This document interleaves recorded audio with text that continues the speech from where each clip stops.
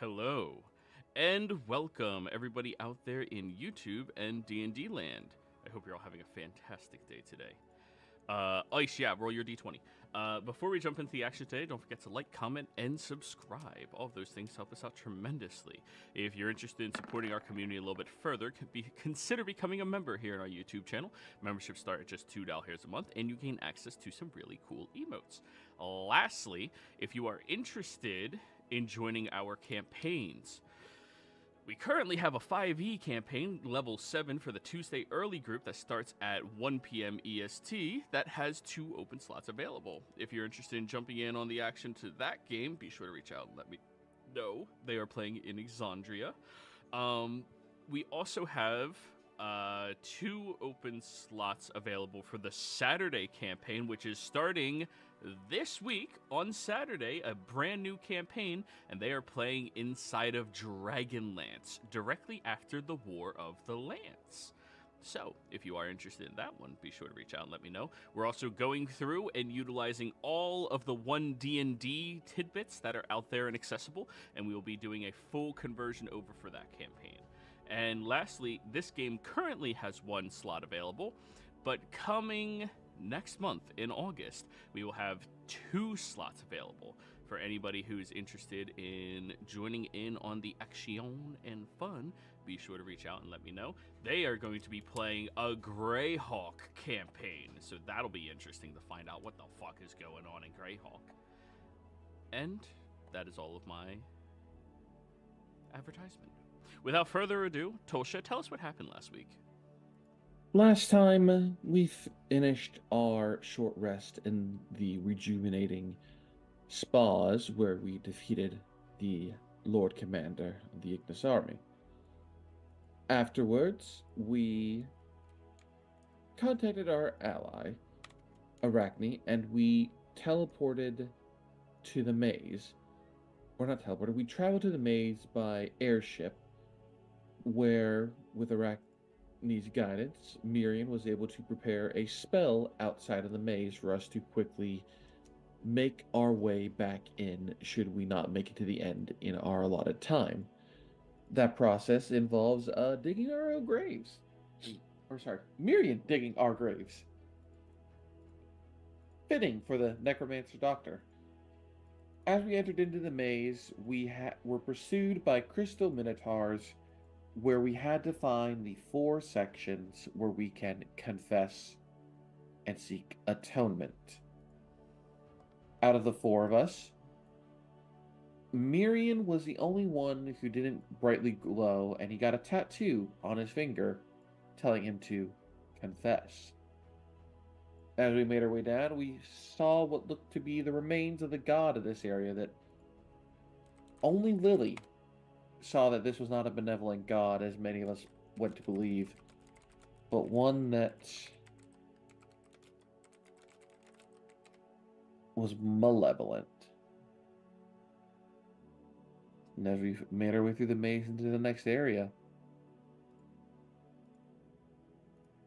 So, you all step down, heading through this darkened chamber beneath the temple or the maze of atonement. You step through the portal. You step through this large archway where the lights from outside are so incredibly blinding that you all kind of shrink away from it, but you are hit immediately with the beautiful, god-smacking sight of the heart of Lalakuza. You are immediately enveloped by a world that feels both alive and ancient. The air is thick with humidity, warm and heavy, carrying the rich, earthy scent of the jungle. Each breath you take is filled with the essence of thriving, unrestrained nature, mingling with a faint sweetness of blooming flowers and the sharp tang of resinous trees. Towering trees stretch towards the sky, their canopies forming a dense, verdant roof that filters the sunlight into ethereal beams of green and gold. The light dances on the floor, casting intricate patterns patterns that shift and shimmer with the slightest breeze. Vines hang like natural curtains adorned with vibrant blossoms that seem to pulse with their own inner light, illuminating the path ahead. The roots of these ancient trees are unlike anything you've seen before. They weave through the jungle like the veins of the world, thick and gnarled, their surfaces covered in bioluminescent moss that glows softly in the dim light. These roots pulse with a subtle energy, a living testament to the primordial power that flows through this land.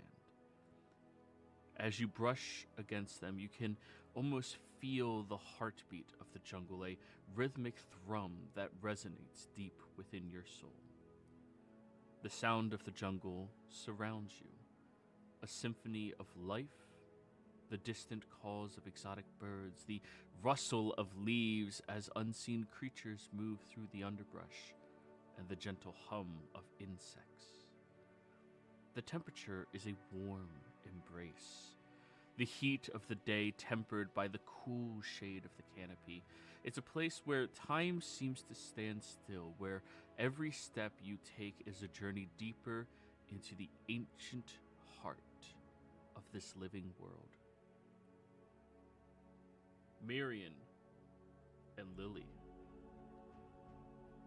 the two of you do not see this place as a location of a living testament like the other two. The two of you see this place as wild, untamed, and beyond dangerous, with secrets untold to you and dangers behind every root, crevice, and turn.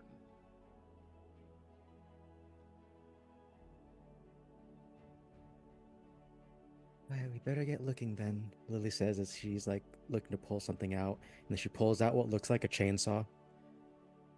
And then puts that back and then pulls out the Staff of the Woodlands.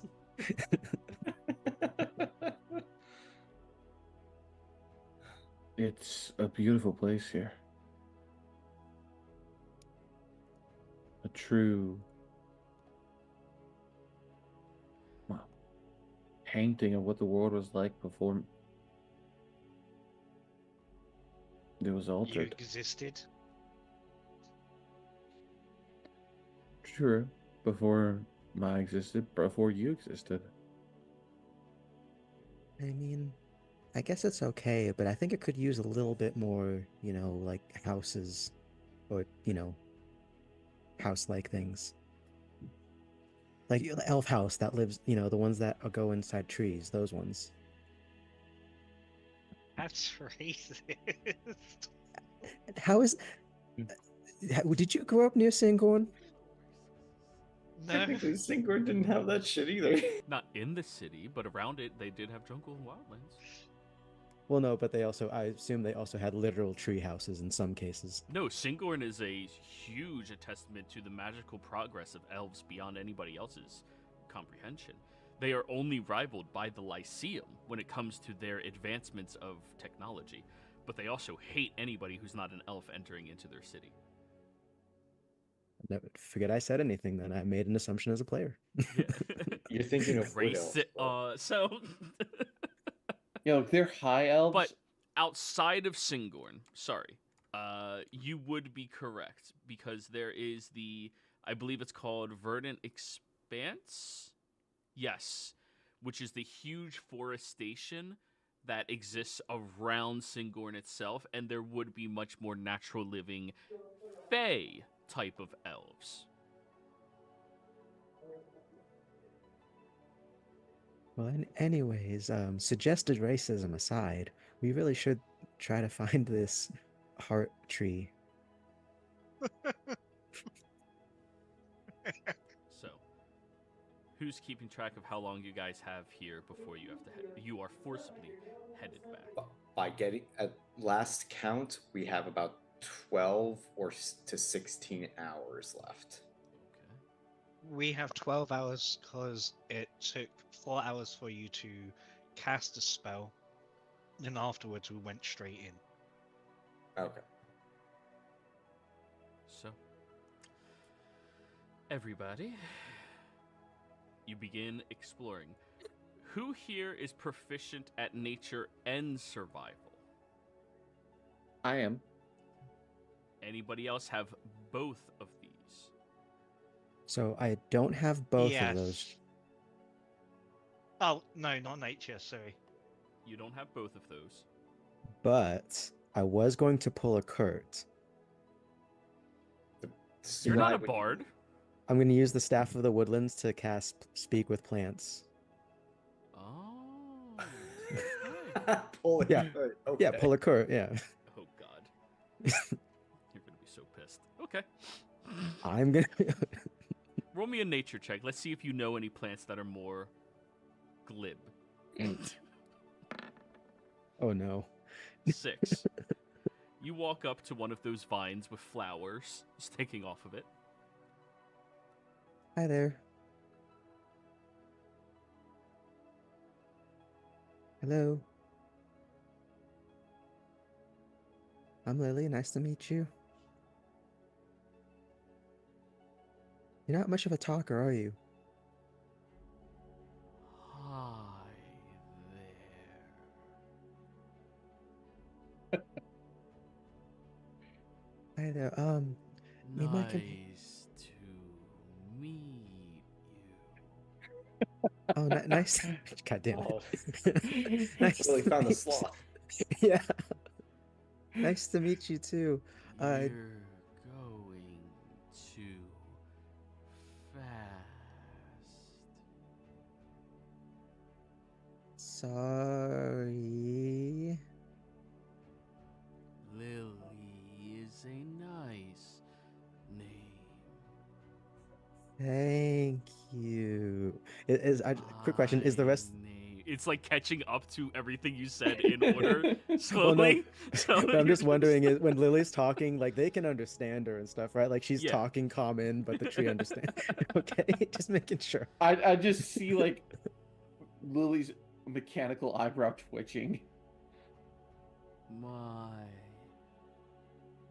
thing I prefer to be called is amorphous.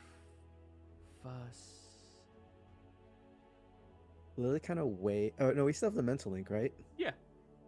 Lily asks Tulsha over the mental link, "Hey Tulsha, if you cast haste on a tree, will that make it talk faster?" A tree is not a creature unless it is a sentient plant. Well, what do you call this then? Bullshit Magic. of a magic item that doesn't make much sense. Magic. No, you're in this. This is on your own, Lil. Fuck. Just directly ask. Amorphous, do you know where to find the heart tree? Why do you want to know? Because we need something from it. But we have no ill will or anything like that. If you honestly believe that Lily has no ill will towards this tree that is talking at the pace of 1 word a second, you can roll a persuasion. If not it's- deception. It's not ill will. It is frustration though. Okay. It's like Guidance. I'm putting the ball in your court for this. That she, is. she literally just used her artificer magic tinkering object thing, the one that make a normal object to make a little squishy ball, stress ball, you know. Persuasion. Yes. That's perception. There it is. Nat 20. Oh, actually, not Plus a bad, D- actually. Plus a D4. I did give you guidance. Yeah, Oh. you got guidance. Oh, cool. I have my flashes too. That's right. And I'll Did you not flash. use any during the fight? I Apparently not, because I would have marked it, but I had it full. Could have sworn you used one. 19. 19. Plus 5, so 24.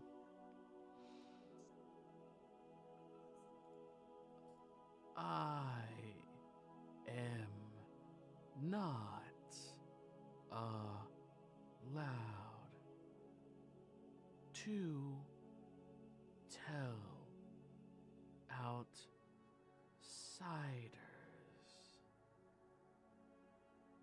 but I can tell you to seek Bartek, the druid of us, the great protector. Ask him to spray you with water. It feels nice. Thank you. I think I will. Where can I find this Bartek? They reside over there. Lily looks around, but I'm assuming. Nothing. It, as she's turning it, is the tree like there? No, a little to the No, left. it can't see, so it can't know what you're Oh, pointing shit. at all. It's a tree, it doesn't have eyes. When you say there, do you mean over by that rock or by that other tree? He did describe a rock once. It was from above the canopy.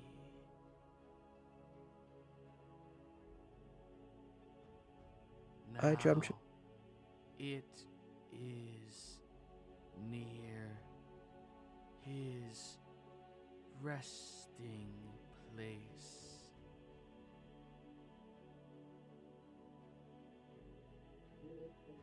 Thank you, Amorphous. I and my friends will go find this Bartek. Lily goes to her companions. Hi guys. You Um, are well. we need. Like, Lily hears that, but she's like, this is like going on as that's saying. Like, all right, guys, we need to find Bartek because I don't think I can stand talking to one more fucking tree. Your spell is still active. I'm not sure I wish to go into a forest of fucking trees. That was clearly a vine, not a fucking tree. That's a completely different tree. I mean, don't get me wrong. I'm sure the trees are nice. I'm a little bit more fast paced. Well, let us go find this Bartek. Amorphous mentioned a resting place, so he might be dead. I mean, that stopped us before, but Or it's a house. that's what I was thinking too. Also, he mentioned a rock.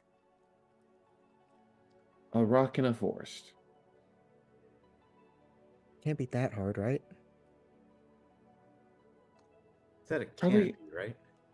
He said a rock from above the canopy. Could be Oh, like so- a star. Yeah, and actually that does remind me of my question, Joey. I remember during our research I don't remember if it was this world or the other world about like there's a canopy, but if you go above it, no one knows because no one's returned from It's it. this world, and it's controlled by the god of air and her followers. Everyone who goes above the tree line dies or doesn't come back. Nobody ever comes back. Nobody knows what happens, but nobody ever comes back. Well, the reason for that's just because the god of air knows how to party, So like when they go there, they never want to go back. Come on. Lily, me and you are fireable enough to go up there and see what's up and return. We have graves. We can find out what's up there and come back and tell people. I mean, Oh, It- We're so close to our objective, though.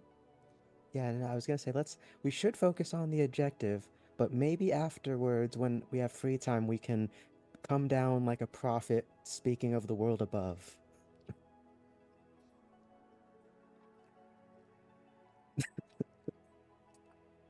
Why did you have to make it weird?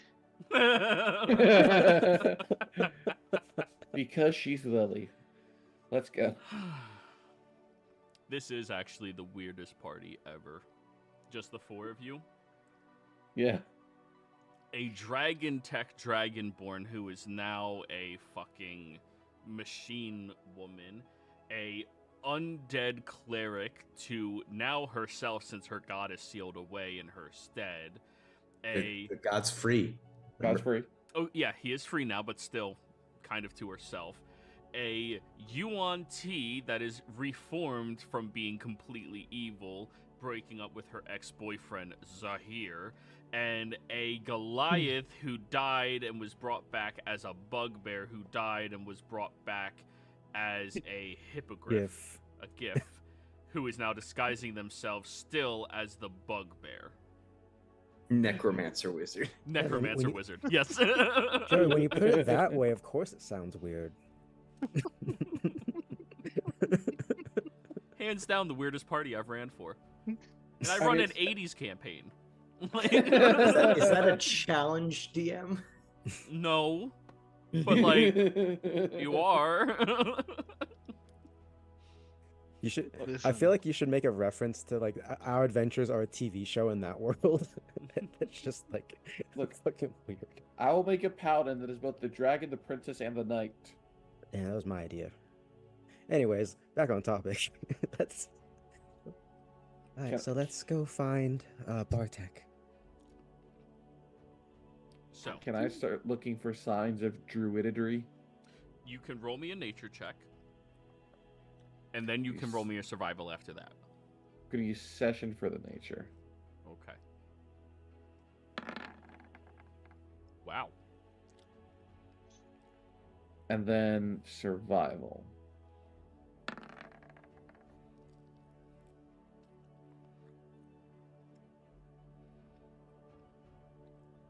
$13 and 28. Okay. Unless Lily wants to flash that 13. I just got back. Could I? Do I have guidance? No, I don't have guidance. Fuck. Oh no, but I know what I do have though, and I would use it. Before Tolsha starts making this stuff, I had to go away for the keyboard for a second, but could I have cast Enhance ability? Yeah, sure. On wisdom or intelligence? I believe it would be which one's Tolsha? She's which doing one's her both. weakest? I'm I was doing gonna both. say which one's her weakest. It's like, oh, it's intelligence. Yeah, intelligence is the weakest, yeah. Yeah, it would have been intelligence.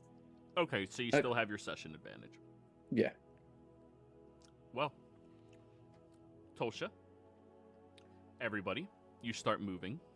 You think you find a few of the easier plants to navigate past and through. You know for Mirian and for Lily, maybe a Dendu, you're not too sure. This is going to be an excursion to break through. Trekking through a dense, completely untamed jungle, it is a feat, no matter who you are. You, at least, know how to discern what is the safest of plants to go near, to navigate past, and know what locations to help avoid. However, as you are leading everybody through with your 13, Marion, I need you to give me a Constitution saving throw. Here, and walks through the poison ivy. Tulsha's fine because immune to poison. That's a 7. No. You place your hand against a tree with a little bit of sap coming out of it, and as soon as your hand touches it, you collapse to the ground, passing out. Miriam, And this isn't thus, I have lost my exhaustion and gained a long rest all at once. Haha. You Can thought you I had him. can I cast a lesser restoration on him? You can. You remove the poison from him. And I want to collect some of that sap. Tolsha, you know what that sap is. This particular tree excretes a sap that, within the first 10 seconds of it being exposed to oxygen, hardens into a resin. After that 10-second mark, though, it is no longer viable as a sleeping agent at all. That's why it wasn't of any concern to you. It's not something you harvest, and, well, it never bothered you, and you forgot Miriam is still living. And I'm just going to kind of tap Mirren on the face. Hey, wake up.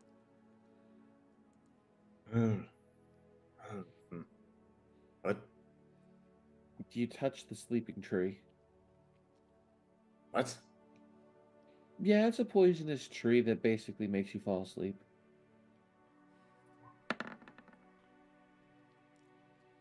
Someone collect one of those branches. We need that to keep all the students from overstudying.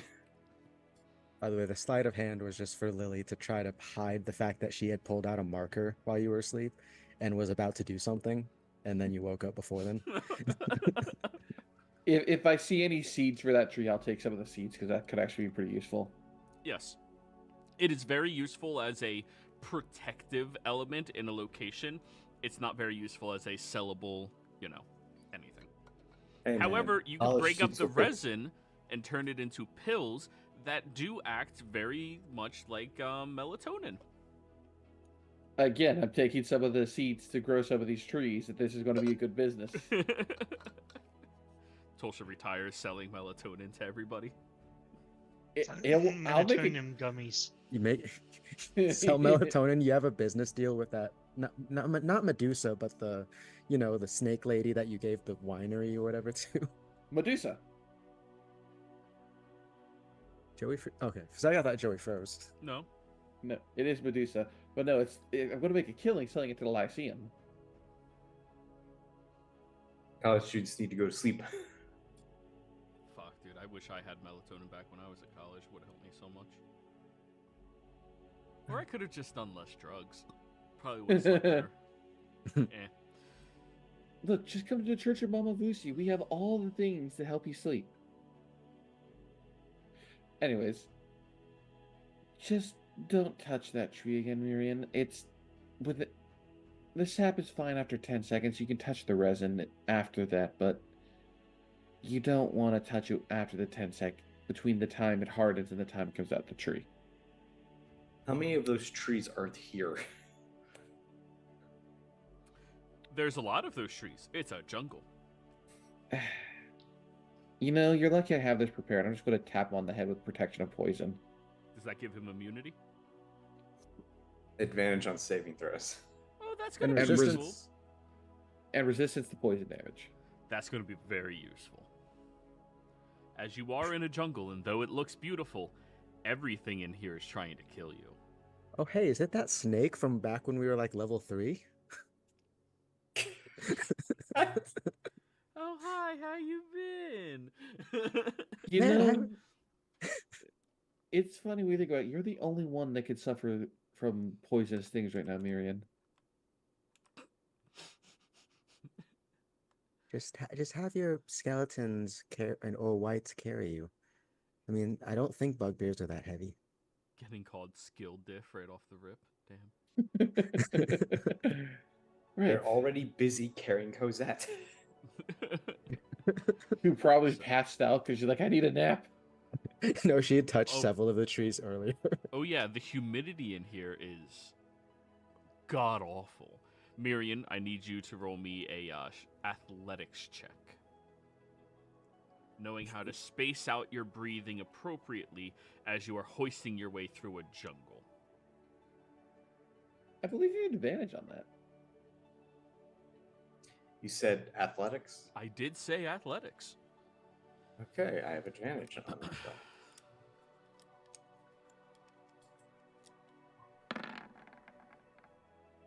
16. We love 16. Like, The three of can you- I just... Yeah. Sorry. I was just going to say, an interesting thing, the only strength skill at all in the entire list of abilities. It's paid off a lot for you this game. I mean, heck, there's no con skill. No. Con. Weirdo. So. So. Oh, Tosha, you also have to roll me that athletics check, though. Sorry. You breathe. Advantage for being snake person? No. Oh, Damn. this is. You're breathing in the humidity of a jungle while walking and hoisting yourself up. Okay. Look Hey. at these mouth breathers. Go ahead and also make a Constitution save to not have to shed your skin as a snake person.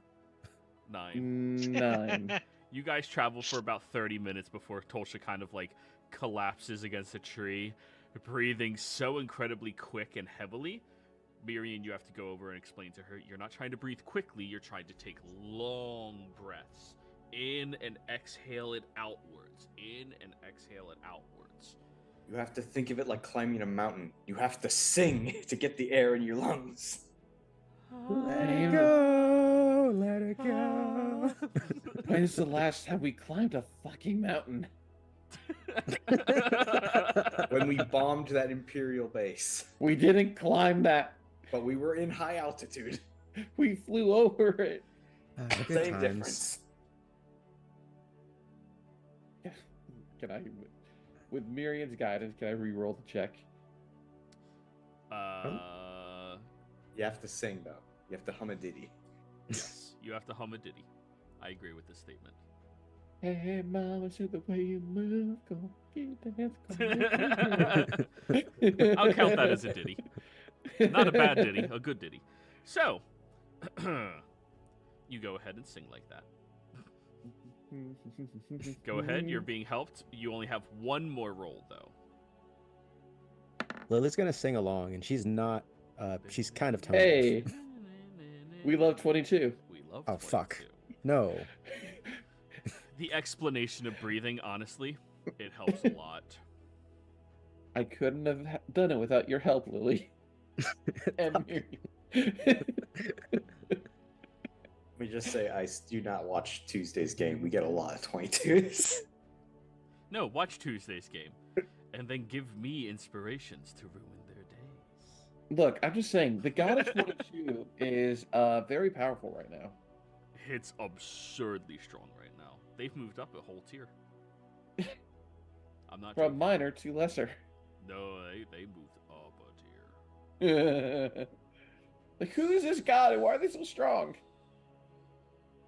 So, as you all are journeying through here, you wander for about 8 hours. And that is the absolute most that you can adventure through here with individuals that are living and breathing. Any further than that, you are risking getting multiple levels of exhaustion from the incredibly intense state of this location. After 8 hours of journeying and traveling, you guys do have another 4 hours left here, but you are nearing your expiration point. You have not gotten any closer to discerning the location of Bartek. Yeah. But you have Nope. explored some breathtaking sceneries in this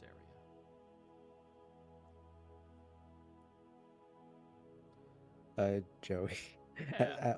Probably at that 8-hour point, Lily's going to sigh heavily as she casts Speak with Plants again and asks another tree if they know where to find Bartek.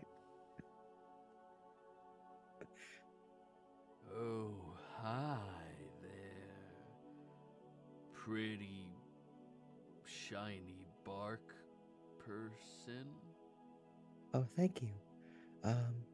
Hi, do you know where How you doing? Oh. Oh, boy.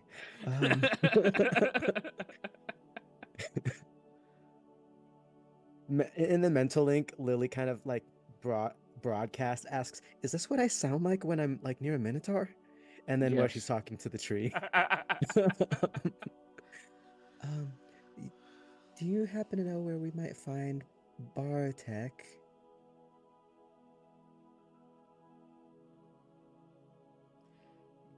Yeah. Bartek lives over there.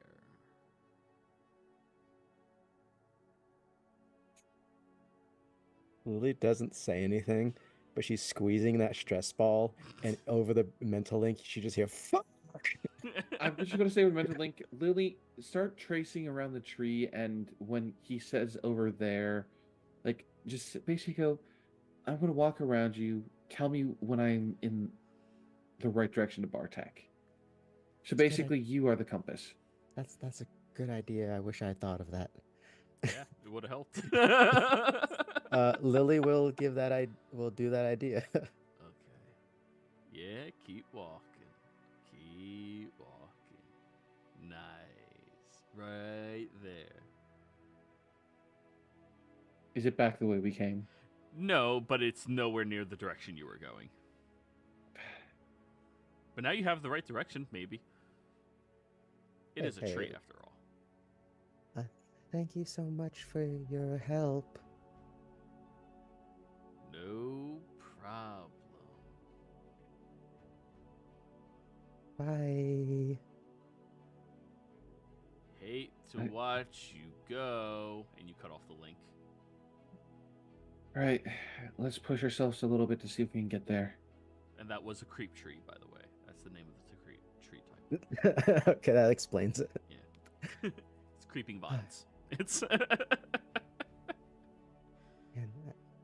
do you think I should have told him about my definitely not a AI chatbot boyfriend? The more you say about your boyfriend, the less I think he's real. He's definitely real. It's real as that crystal minotaur. You know it. All right, let's try going this way. We have 4 hours. If we can find, there's a chance we'll make it within there. If not, at 2 hours, I can try doing a Temple of the Gods and setting a word of recall. So when we come back, we'll come right back to where we left. Doesn't your Temple of the Gods have to be related to your god? Mm-hmm. It makes a spectral temple on the ground I can see within range. You need it to be a place tied to family. Hence Temple of the Gods. I bring out a car from Fast and Furious. Family. So wait, what are you trying to do? It's what we've done in the past of if we get to the 2 hour mark, I can do Temple of the Gods and to make a temple to Mama Vusi, and then I can do Word of Recall, setting that spectral temple as the point. Yes, after you plane shift back here, you can word of recall to get to that location. Which would save us time. Yeah, lots. Yeah, the only downside that me and Mirren were bringing up was that it has to be related to family and whatnot. I guess that's I completely forgot. Like, I was thinking of your word of recall. I forgot we did the Temple of the Gods thing to set up a thing for your god. Oh yeah, yeah, you're right. And it could just be a small shrine, even unobtrusive. I don't have to be like mega church level. Mega church. I just had a friend invite me to a mega church. Oof. That sounds something. I It hear sounds they like have something. good coffee. There's nothing good there. Anyways. My coffee. Hey, so here's a bad idea that might be crazy enough to work, or stupid enough to work. While we're going this direction, should we be calling out for Bartek to seeing if we can get his attention?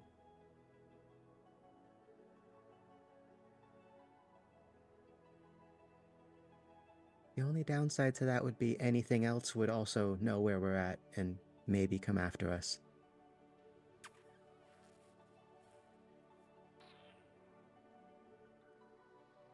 I don't think you should do that. I mean, when Tulsha sets up the Temple of the Gods, if you and Adendu want to climb the tree and try to find out where the hell he is, because apparently he lives above the trees. I don't think he lives above the trees. I think the way that he's on the ground, he's just using it and it fell from the sky. Yeah, I think he's living on a rock that fell from above the canopy.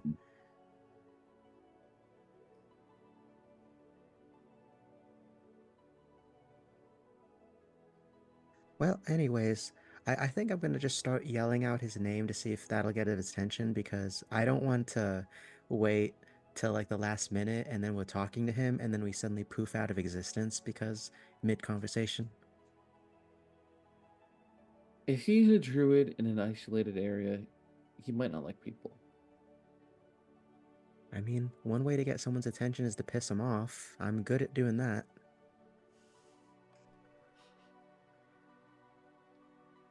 Really? Don't. He doesn't mean it, Forrest. She's not. She wrong. doesn't mean it. We are Lily- here for a very specific reason that might exactly piss this person off. So we need to be nice to him. Well, I am planning on being nice just to get his attention, you know? It's like if you're walking by someone and you suddenly say, "Hey, you asshole." And then they turn to you and be like, "What did you just call me?" And then you say, "You have a lovely day." No. That still paints you in a negative light, though. And it confuses the shit out of them. It's fun. It's hilarious. Lily, no. Your Lily, legal guardians brought you yes. up wrong.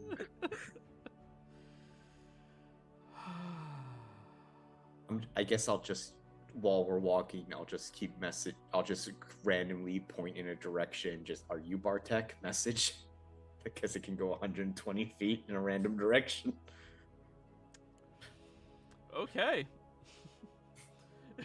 Just pointing and walking, casting the spell over and over again. It's a cantrip. So, after a while longer of journeying, heading in the proper direction, so you think, based off of what the tree told you, you do inevitably start to notice that the trees seem to be shifting in a strange way. They are, all of them are twisting like yew trees do. They're spiraling upwards and having more strange branches. And that is quite a strange thing, considering yew trees are not native to jungles. They're more of a foresty type of tree. Temperate woodland. Yeah, yeah. Could be these were transplanted or transposed or possibly yeeted in here by something from above as saplings or seeds. I mean, regardless, I'm not going to judge any trans trees. Facts. So, as you all are wandering, heading in this direction, you are nearing to the end of your time on this plane. Hopefully finding the proper direction of where Bartek is. However, Miriam, you have not been able to contact them. And in fact, you've traveled so far into the jungle, you think over the past 8, 9, 10 hours, you've probably journeyed a good 7 or 8 miles into it.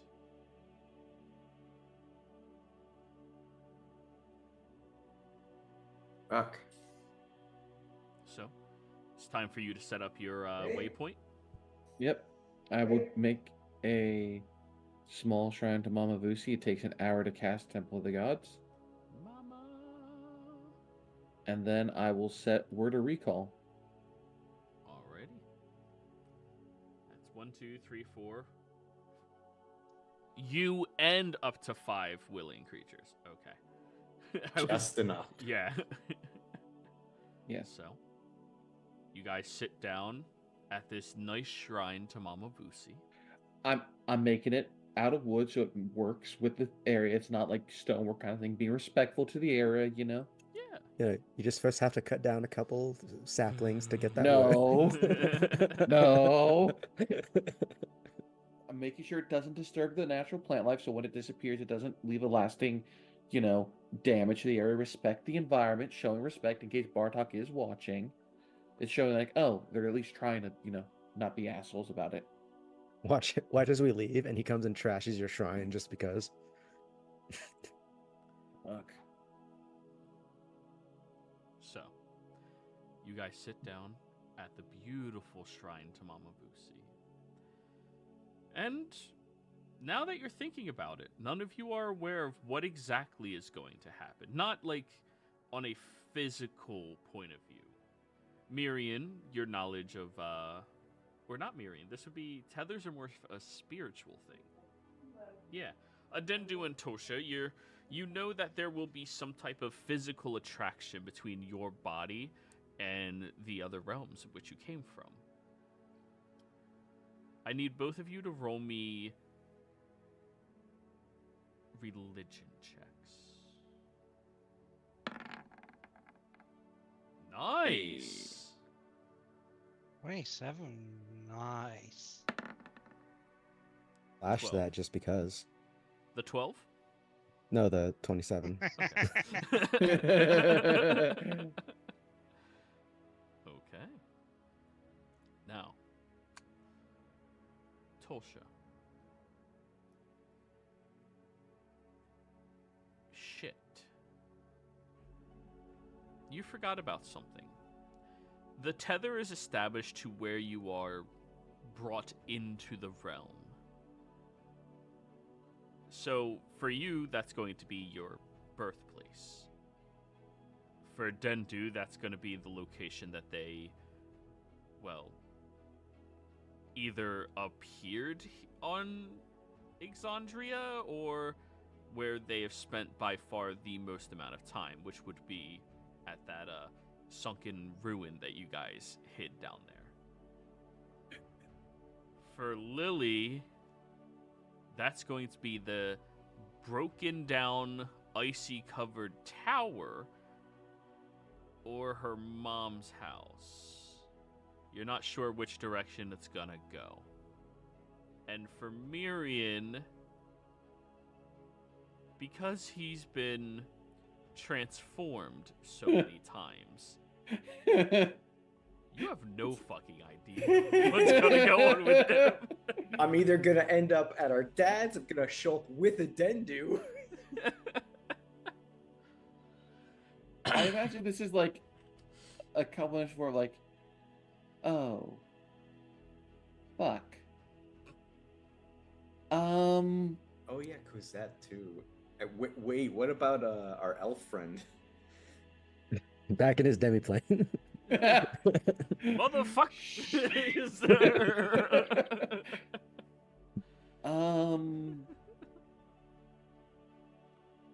We have a small problem. Define small.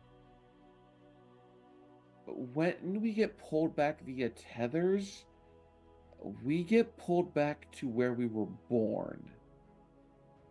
That doesn't sound like a small problem. It sounds like a really big problem, Tolsha. So for you, that's either going to be your mom's house or that tower in Draconia. Mirian, it's either your mom's house, the fountain where we got a Dendu, or our dad's house. A Dendu, I don't know. You might go back to the fountain or wherever you first spawned on this plane. Theranadil, you might get sent back to your demi-plane. Like hell I will. And Wait. Cosette, you'll probably be sent back to wherever you were born, unless Wait. you've died before. Wait. I thought that The church at Vasselheim. Yeah. I thought that Arachne had done that thing with the When we ritual. go in. When we come back here, when we go back to Exandria, we're going to be scattered all over the world unless we plane shift back. I mean, what was the problem here? Bartek, are you around? Tolsha, I don't assume that you used your 7th to Temple of Gods, didn't you? I'd have to use my 8th to plane shift us. Well, either way, we would have to spend at least a day in our home plane, right, to reset the timer? You would have to spend one long rest in your home plane to reset the timer. Okay. And we'd have to spend a day in Exandria to reset the timer. So, let's just plane shift out of here. yeah, let's plane shift out of here before we let it expire. Everyone form a circle and I want to see what's above. Bartek. Want to see what's above? I grab a Dendu and I chuck her up above the tree line. Whee! Now you're pretty strong, but you are not yeeting a Dendu 120 feet into the air above a jungle's canopy. If you are a barbarian, maybe. I'm giving her a head start. Oh, okay, yeah. You definitely yeet her at least 20 feet. Yeah, gonna just start flying up then. Okay. Now, as you are approaching up above a Dendu, you feel this wave of dread fall over you as you are looking high above your head, and you start to see this quaking and quivering, like this powerful, serene energy pulsating up there. Are you sure you want to try to break through that canopy?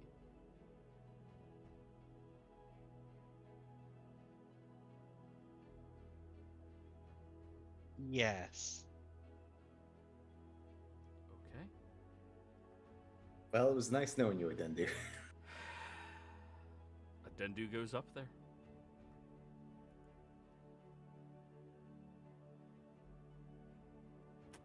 All of you wait 10, 15, 20 minutes. Nothing. Message, Adendu. No message received. Well, fuck. sending a Dendu? Are you still alive? No sending received. Don't worry, I'll go up there and fetch her. No.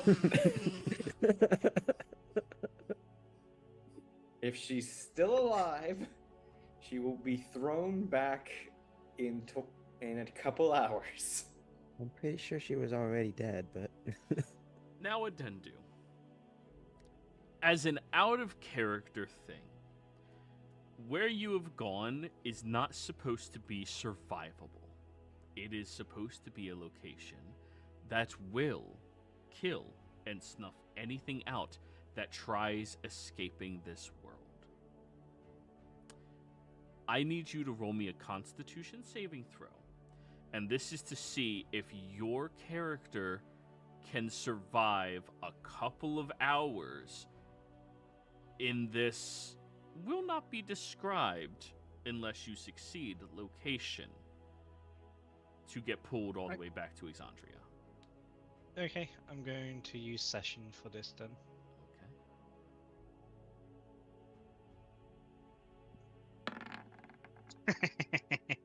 That's fine. I mean, I told you everything I could tell you. I warned you as much as I could. I'm giving you a new character sheet. Oh! God damn it! Does Death Ward proc? Because she does have Death Ward. That's not stopping what's out there. Because the way that we set up Temple of the God, there's only an hour left, so it's not hours. Yeah, and an 8 is not a very good roll. I was gonna say, I thought you said then you had to do 4 rolls. No, I said a roll. Oh. Yeah. So, awesome. There's your new sheet, Adendu. Or Tora, we'll find out who you're playing next, I suppose. Oh my fucking god. Well, there goes... Well, the religion of Hemis is officially dead. Its last follower has perished. No. They have no... Adendu did a little bit of recruiting. There's people. I saw Divine Intervention. Sure. You Actually, try to fucking bring this idiot back down here? Actually, we have some bone bits of a Dendu. Would resurrection work? No. She's already a dead type being. Create undead to make a Dendu?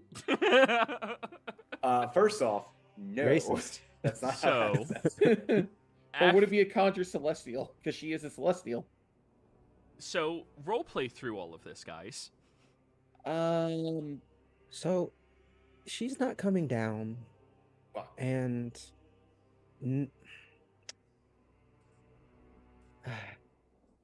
seriously, should we go up and get her? No. Well, If that just killed her, yeah. I mean, I don't know. She seems tougher than that, and I don't think she'd be stupid enough to do something that would get her actually killed. I'm going to cast Commune, not as a ritual, but as a spell, to ask Mama Vusi, did Dendu just die when she went above the tree line? You contact your deity with a divine proxy and ask, or a divine proxy and ask up to 3 questions that can be answered with a yes or no.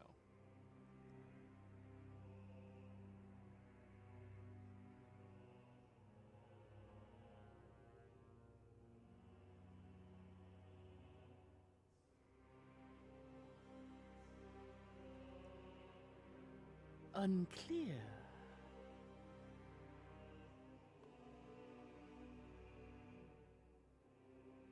Is there a way to bring her back? Because we can't contact her in any way that we know.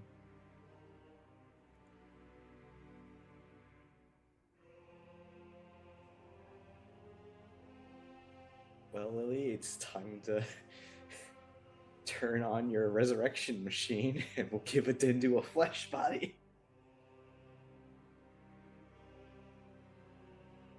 You know, for someone who's specialized in death and stuff, you have no idea how my process works. What was that second question? Sorry. Is there any way to bring her back? As we can't contact her using any of our known methods. I'm sorry. Unclear.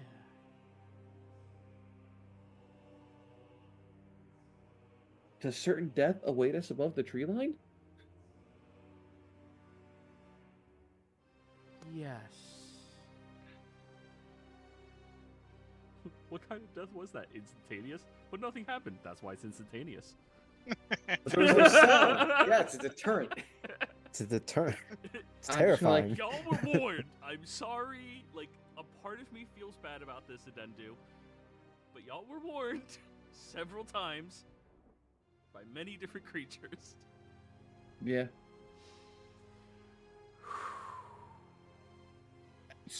I think Adendu's dead. You have one more question. That was the third one. Oh, yeah. It's only 3. Yeah. Okay. Ask if there's a way to get her body back. Even Mama Vusi said it was unclear. Meaning, all she knows above that is certain death. Well, as long as her soul is free, we just need a scroll of true resurrection and we can turn her into something else.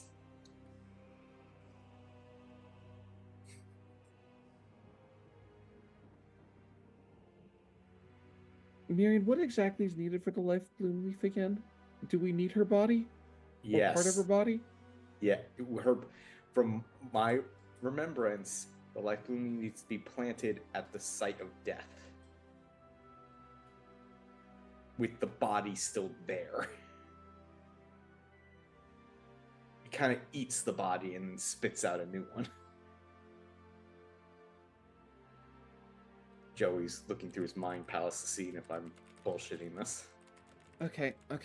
I might. Wait. I have to read what Adendu sent me.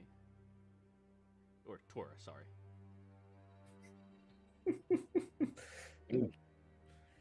Third wizard for the group. Let's go. Yeah. Sorry, I was honestly not expecting you guys to, after my foreboding warning going up there. But Tora has been the cause of chaos. So my reasonality was maybe he's literally on the top And the foreboding is like literally a fake warning? A double fake out? I mean, Oh, Joe, I don't I do don't- that as a Joey said- DM. I don't do that Oh, as a okay. DM. Yeah, I don't.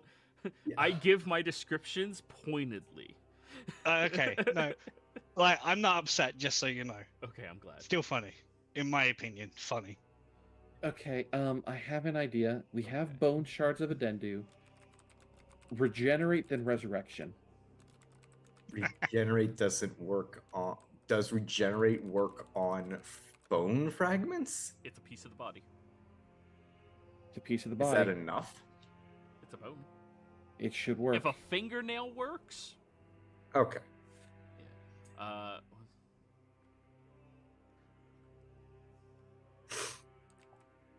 I don't think Adendu will have any other things, but it should work. Should. We gotta try a Hail Mary to try to game the system. Oh, what's a life bloom leaf gonna do here? The thing is, regenerate is a 7th level, and so is resurrection. So I'd need to long rest after we plane shift back.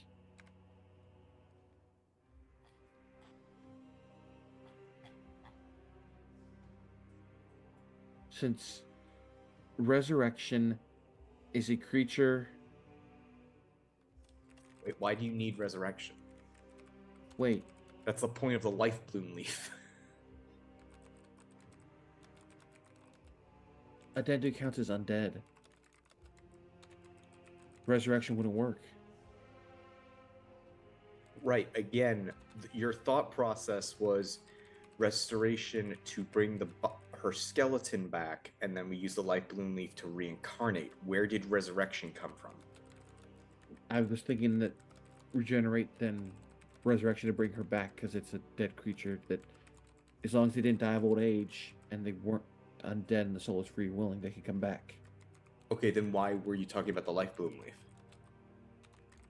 I was wondering if that would have worked without the spells, but then we need the body, but we only have part of it. Fuck. Okay, Tulsha, you're literally doing two things at the same time Yep, and yeah, that's contradicting exactly what each she- other. That's where her mind is split right now. I think your idea of regenerate to get the body and then attempt life bloom leaf to resurrect to reincarnate, I think might be viable if her soul is free and willing. And we'll have to do that. Actually, good question, Joey. Considering how many times we've died this very same method, you should be can we- experts. can we attempt a roll between the two of us to figure out if that would work? Arcana for one of you, religion for the other. I'll take religion. I will take Arcana. I'll use session advantage. I'm telling you right now, the DC I'm setting for both of these is 25. So I'll both also of you cast need to have a Chaos. 25 for this to be considered a success. All right. I will also use session advantage.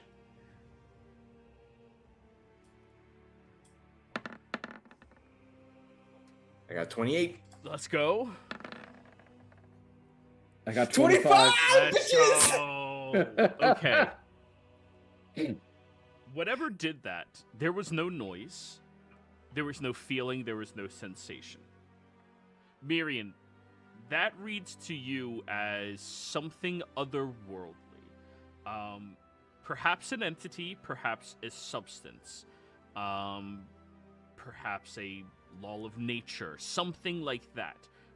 For it to be something that leaves no trace and no discernible sights about it, that is something on a whole different level of fuckery and bullshit that is out there.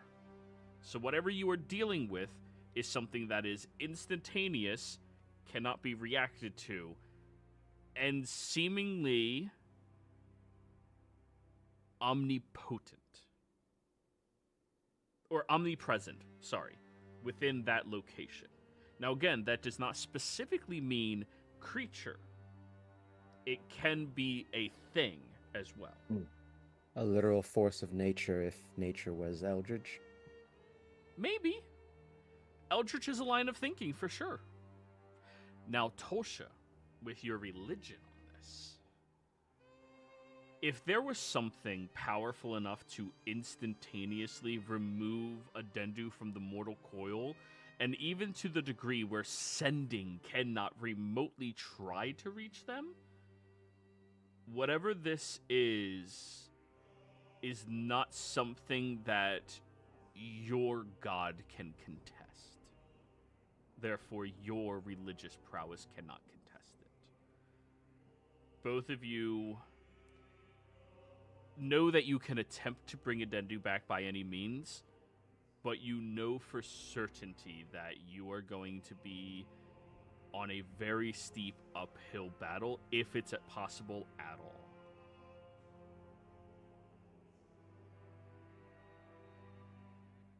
I mean, sending can reach people when they go on to their afterlife. And a Dendu's a religious person. They should go to their afterlife. Why did sending not even try to attach to them?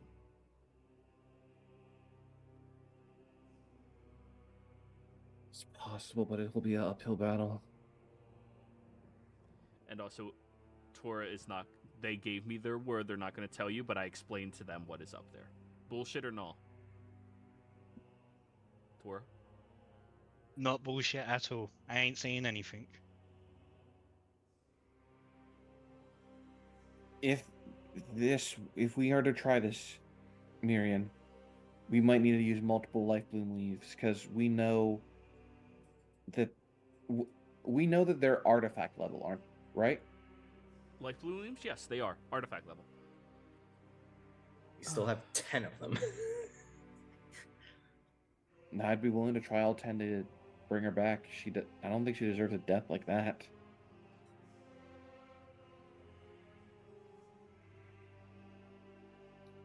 Whatever is above this canopy, whether it is a force of nature, a law of the universe, or some other outer god,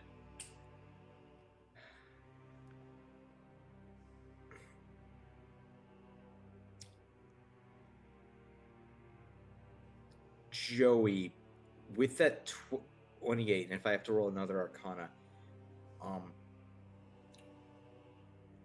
can I try to mathematically, like, how adding, I guess, how every life bloom leaf, like, how many would not how many would do this, because I know it's a chance, not a guarantee. What with how powerful they are, how much does adding more tip the scales? It shouldn't tip the scale. Doing multiples of the same thing.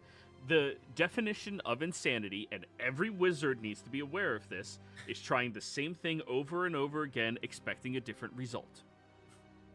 Fanadil. I mean... Every wizard has to be aware of this. Okay, so if it doesn't work with 1, it's not going to work with 10. Unless there's a different thing to change, a different circumstance. But, I mean, you don't know what the circumstance of high magic on this world is to begin with. Right. Keep in mind, circumstance of magic is a thing. And when you start thinking of high magic like this... Man, I just had a thought. It'd be fucked up, but I don't think it would work. Ray's dead. Go on. So this is above board, because I don't think this is going to work. But considering all gods are not necessarily native to their plane of existence, could I destroy whatever the hell's up there just by pointing, like, destroy 10th level spell up there? I mean, 10th level magic can do a lot of things. Destroying a god. Has Miriam actually contemplated destroying a god yet? I have put this question towards what is going on with the Abyss. Okay. You would know the bare minimum of level of spell to permanently destroy a higher being of the lowest caliber of god would be 10th.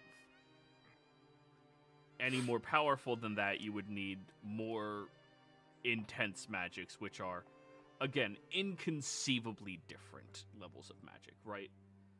Gotcha. But you Figure don't it even know if there is a limit to destroy certain things of certain calibers. Right. I think I have an idea. Once we come back with her body in tow, bury her with a life bloom leaf while I conjure Celestial. She is a Celestial.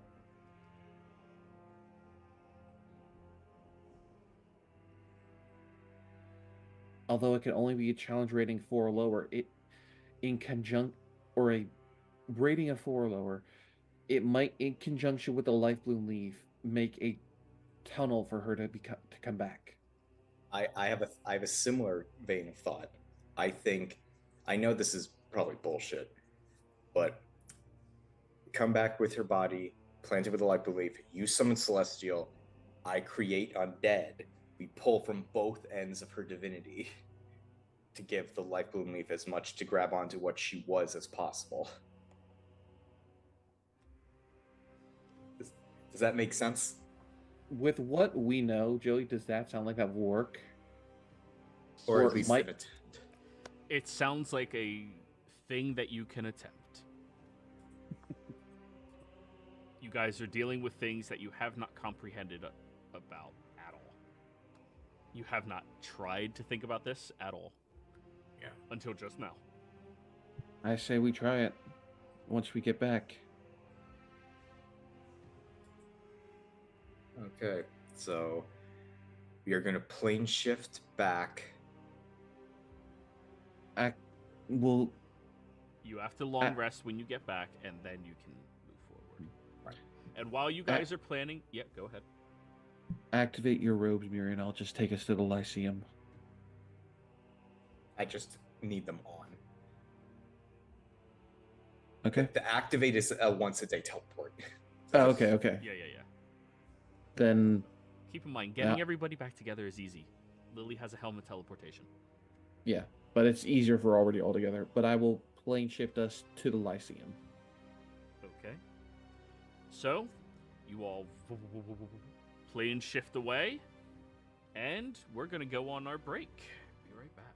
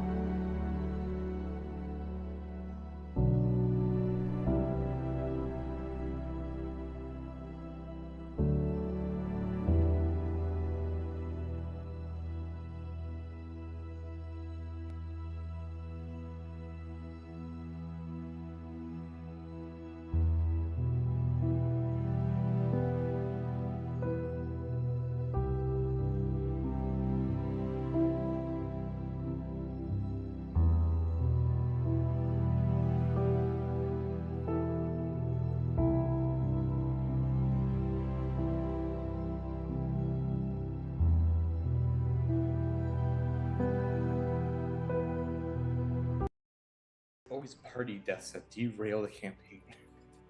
Right? All of you guys keep... Anyways. So,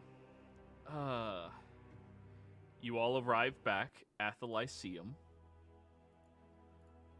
As you arrive, there's immediately some Eldritch Guard knights there, ready, and then Mirian's there, so they just walk away.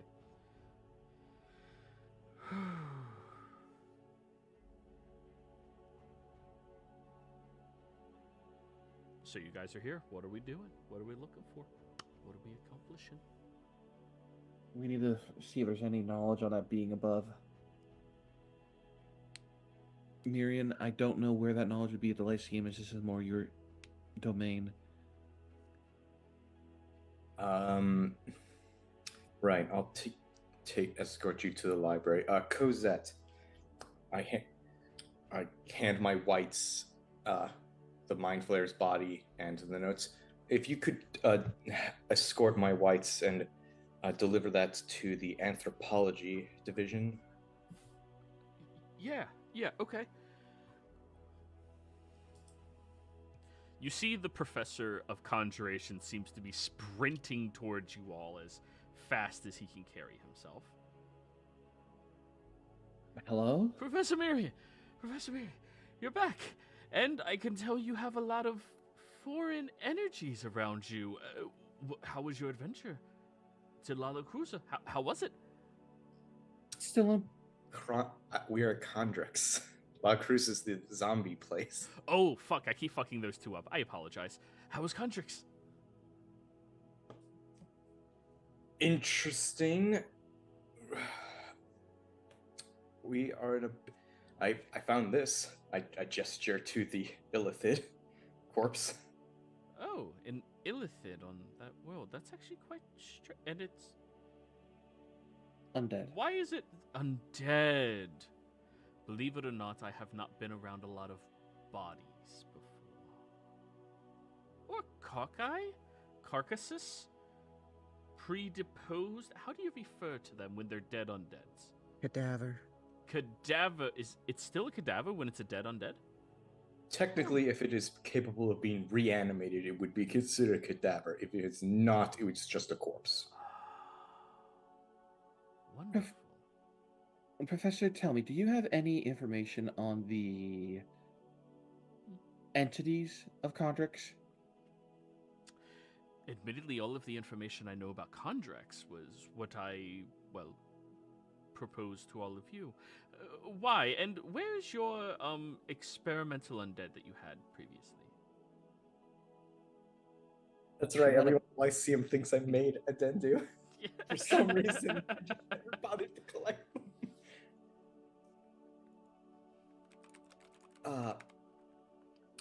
First off, that was a cleric of a god of death.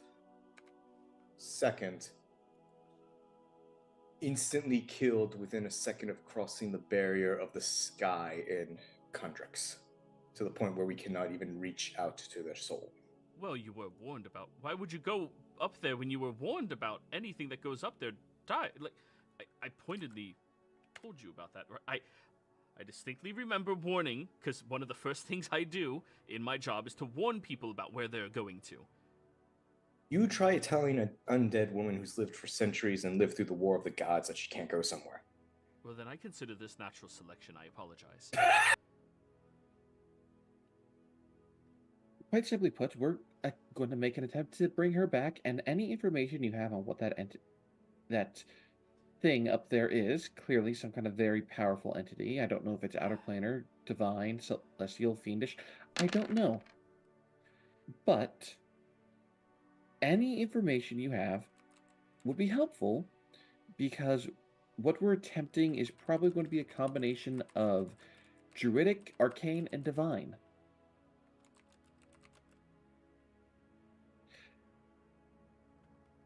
Or perhaps you could point us into the right direction of the library of certain experiments that covered such aspects. I mean, knowledge of greater worlds and comprehensions of greater entities. Perhaps you're looking more at the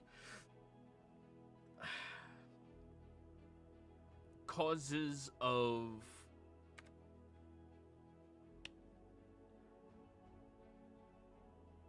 causes and mysterious circumstance surrounding life and death of various places. There's a few of the locations I would be looking. Would you need some assistance? I can cancel my class if it's that important to you. Yes. Especially since the quote-unquote undead experiment, Adendu, is the head of her church. Okay. I don't think you want that No. possibility associated at all. I don't care. What really matters? I'm sorry, but it's.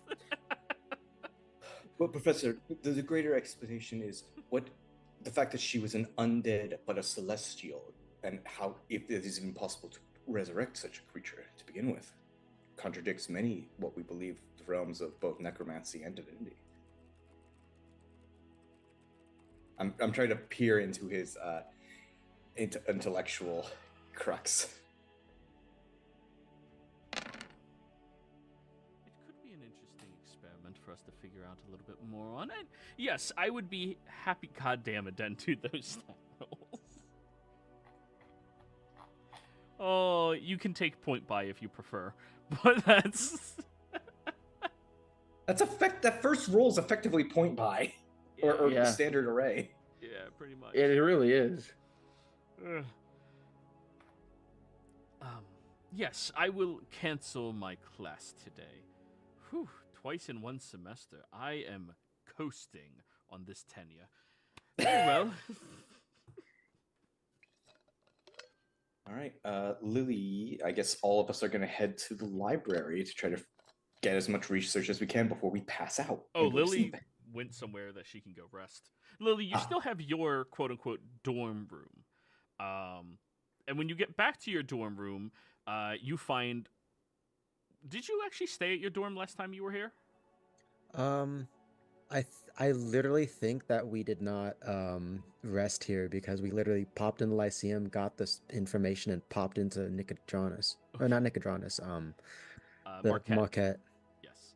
So, you're going to like this. You get there, and you see all of the notices of your absences being of note to all of your classes over the past, 2 years. You see threat of expulsion. You see warnings of academic disciplinary actions being taken, and you see apology letters from professors that are very upset at themselves for not realizing you were working on such important missions across the realms.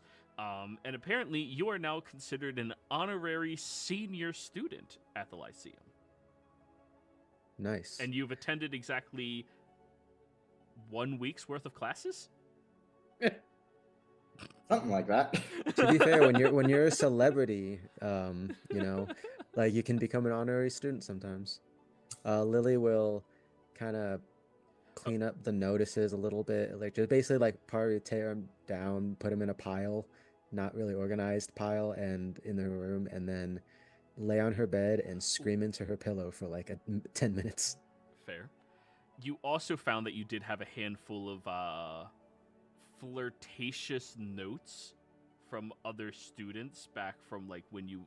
It seems like a couple of people were kind of fetishizing Dragonborns back when you were here. All Minotaurs. No, I'm not that mean. Come on. Come on. Your life Let's has be honest. been used. That would be the way to catfish Lily at the time. It's like, hey, you want to see a selfie? And it's just a really badly drawn.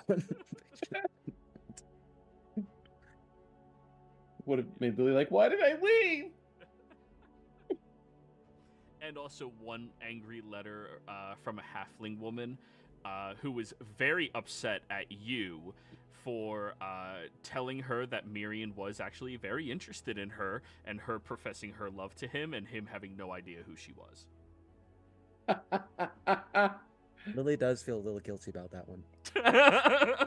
Wait, what? Canonically, back in the early campaign, Lily was always trying to fuck with people to convince them that you were interested in them.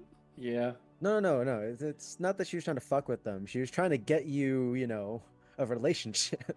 But why always halflings? Why not? Because a halfling gotta get lucky. I Yeah, don't- Miri needs all the luck he can get.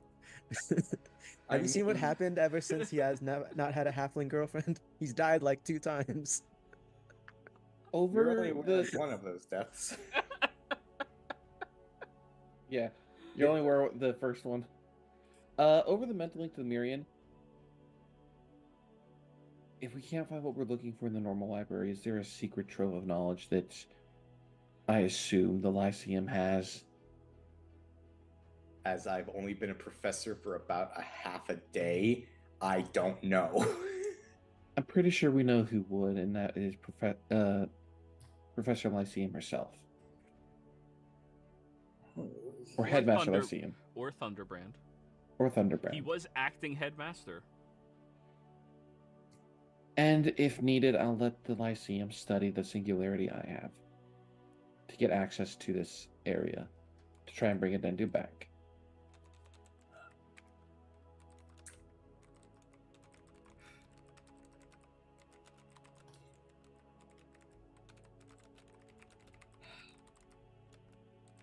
I know they like me, but I don't know if they like me that much. I mean, only one way to find out. Hell yeah. Gotta find that line somewhere. God damn it. Hell yeah. All right, I guess I might as well go straight to the top. I guess I will ask Headmistress Lyceum if there is a source of knowledge that would aid in our efforts. Knock on her door. Come in, Marion. I'm assuming I'm with Mirian. And Tolsha. I see you didn't have a full family gathering this time. May I thank you? The presence of that many individuals all at once is quite, nauseating. So, how can I help you? Well, first off, greetings, Headmaster. How has my simulacrum been handling my classes? Well, considering you've been gone for all of a week at this point, right? Been about a week. They have- Time dilation's weird. Yeah, they have completely reworked everything about the entire curriculum, the syllabus, as well as the expectations of each of the students. And in fact, there are 2 other students that are interested in joining that he and I have been having conversations about our acceptance of them into the necromancy school, as they do not have their own particular schools yet.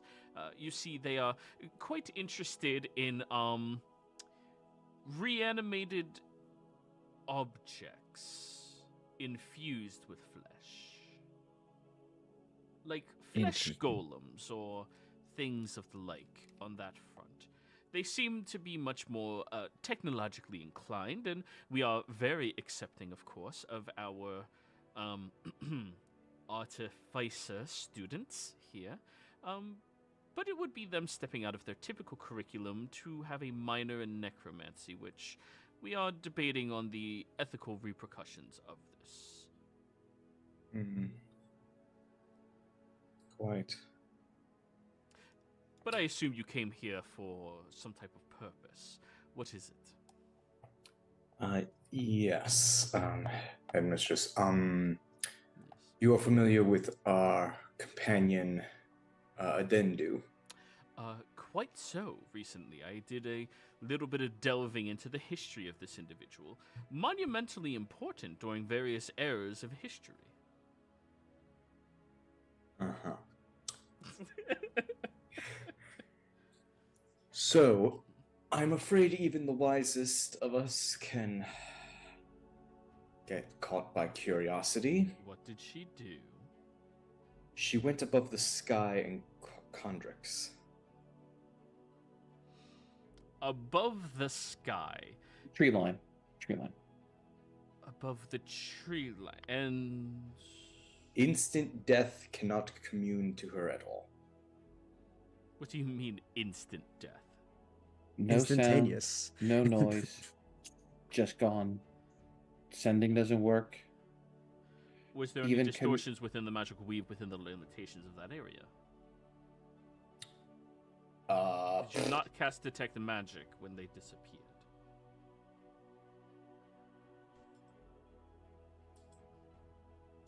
Mir doesn't have that spell, does he?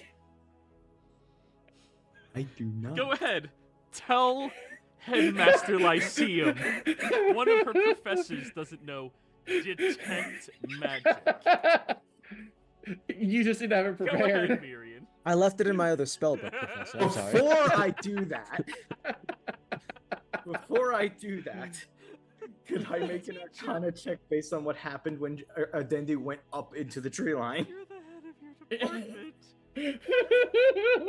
I don't have to take that. Can I try to bullshit with Arcana? Well, we're actually going to roleplay through that real quick. It is very customary for everyone who attended any of our classes to learn their rudimentary first-level spells to know, in any situation of crisis, the comprehension of the magic within their limitations and proximity is of the utmost importance to document and understand. How are you documenting and understanding everything if you are not detecting the magic of it? Why didn't you do this? This is a very basic thing.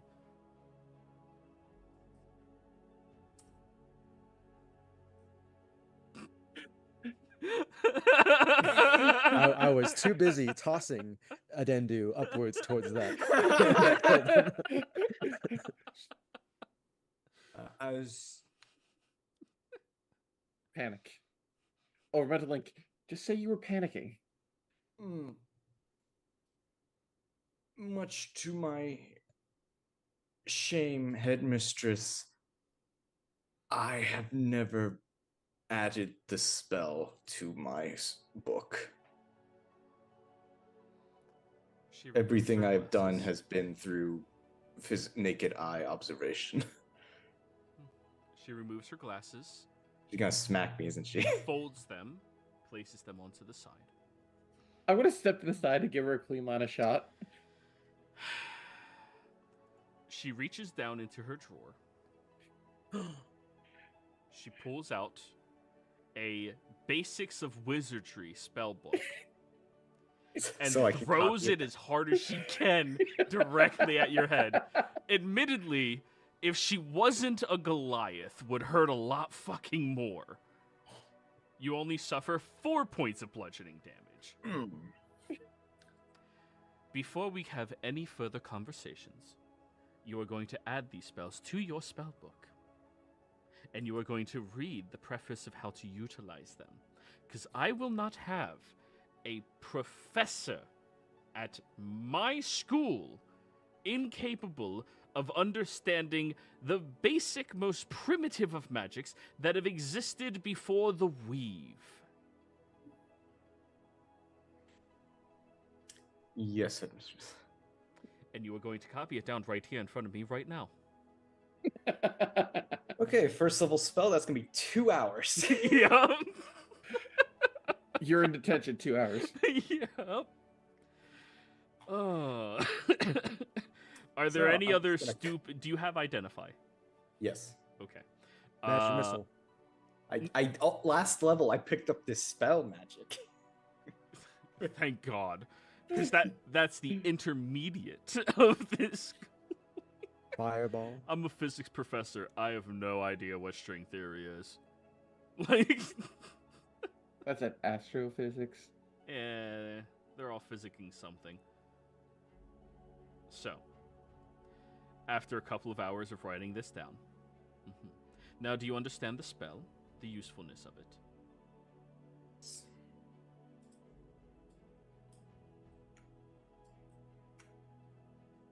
Yes? Yes, headmistress. Good. She takes back the book. I keep forgetting you and your sister did not actually attend my school. Anyways.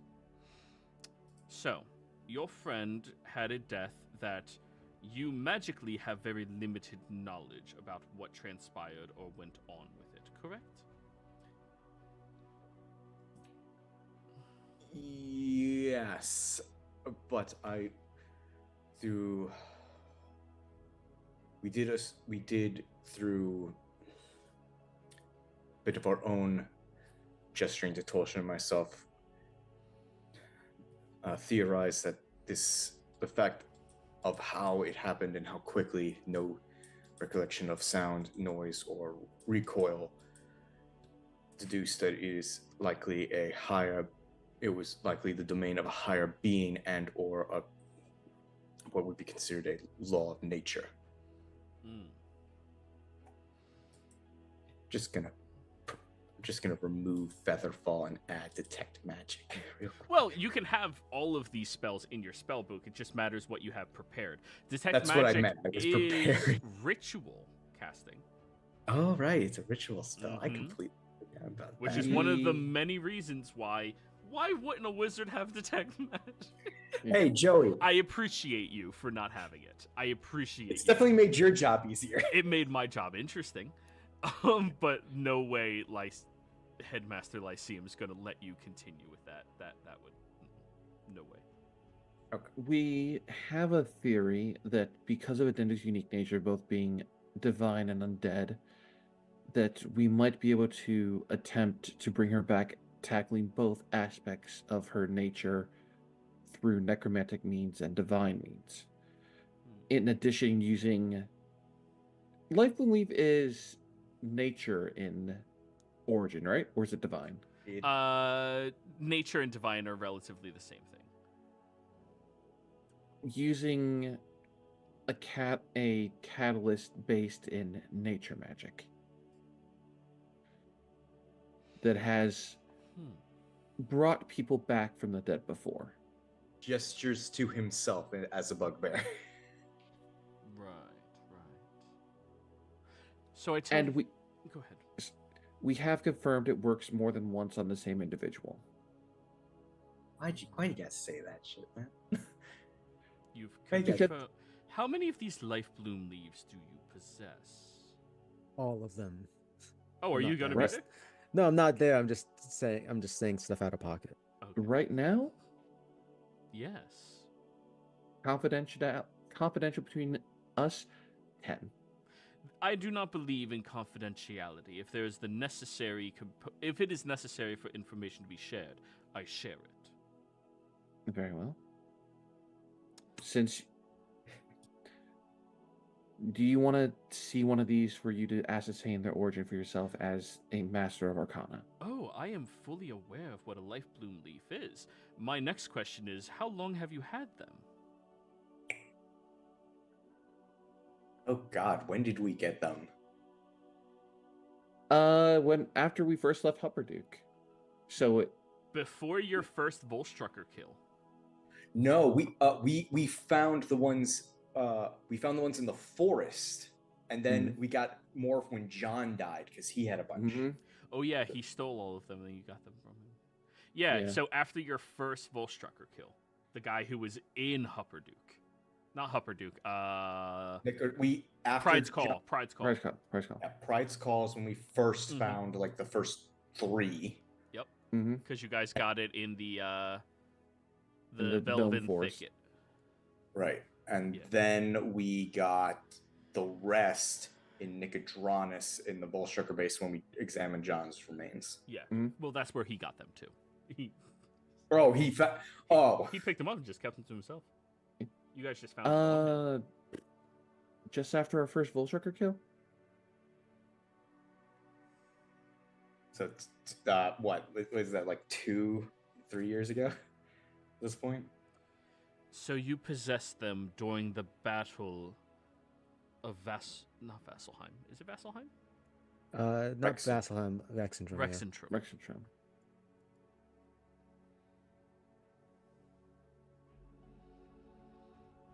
And you did not distribute them out across the forces. I assume you have a plan for all of these things, other than to save valuable lives of good people. We didn't find out what they did until Adendu, which we weren't sure Till of how I they- died. Which was We did. before the Battle of Rexentrum. Which was before the Battle of Trump. Yep.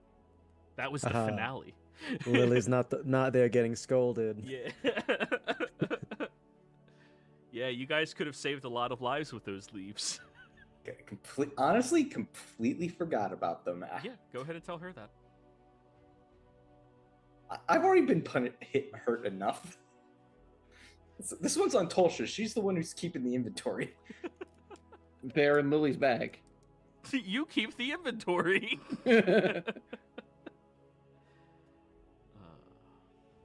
Truth be told, we based off of a singular interaction with a cleric of the Wild Mother, insinuating that someone else had them, and the panicked look on their face, we thought it was best to keep it under wraps. This is true. Secrets. It happened by the eyes of the lake. I hate secrets. Anyways, we are past that now. A few good people died. It is what it is. So, there is some type of force or entity above the canopy on contracts that seemingly absorbed or destroyed your companion Adendu. Now, there's only a handful of things that I'm aware of within the known universe that could do something such as that. First one is the Abyss.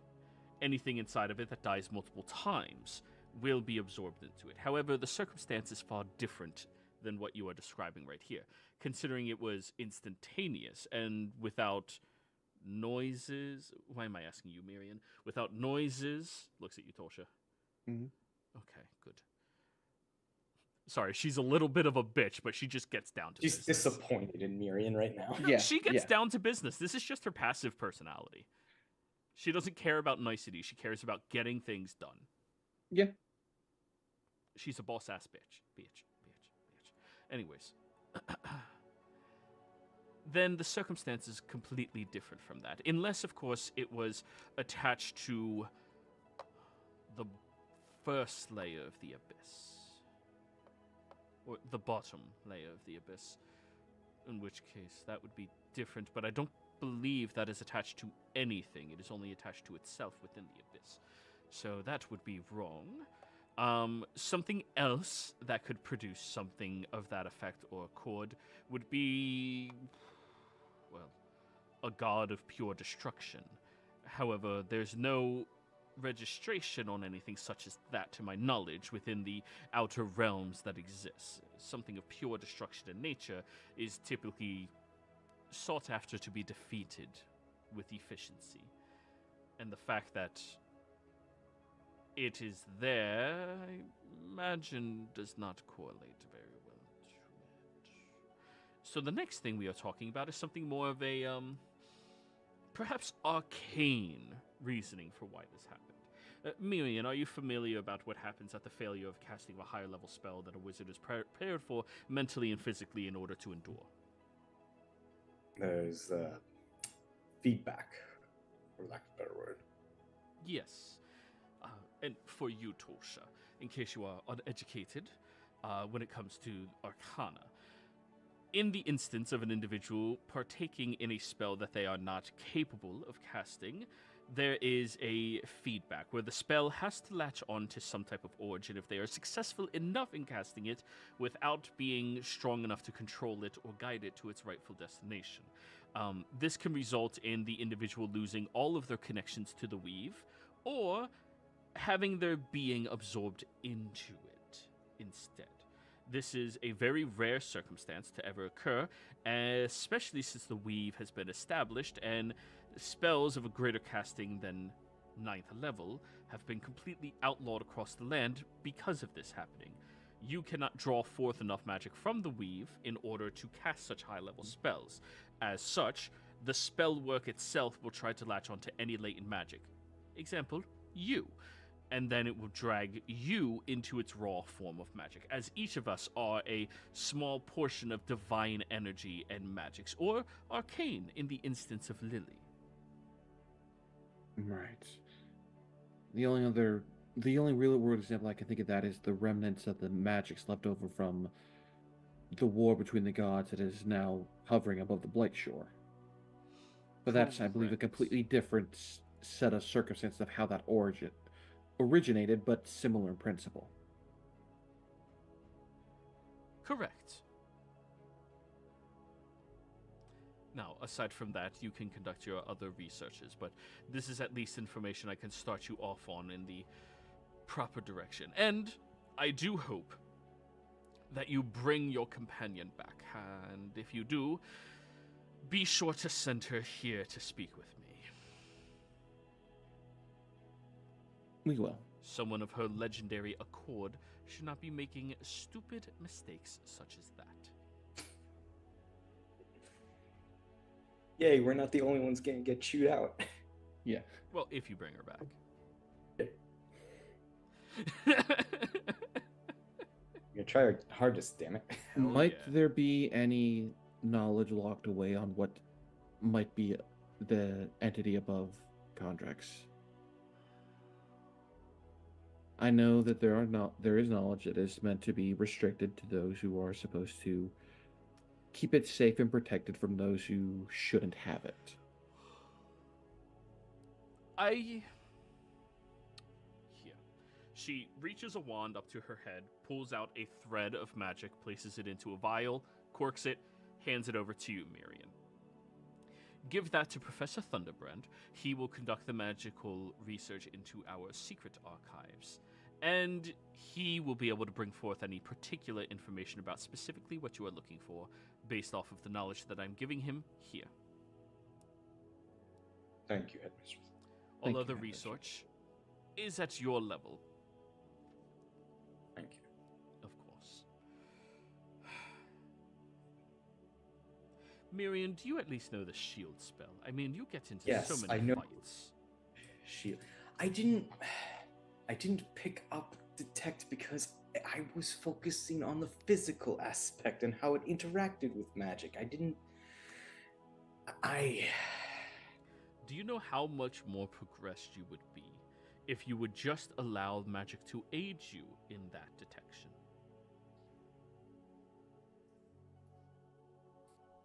I'm wondering how quickly I can rewrite that proposal now that I can understand how magic flows through the physical better. It's completely different from theory and visual. Which honestly should be impressed that I got that far without being able to do that.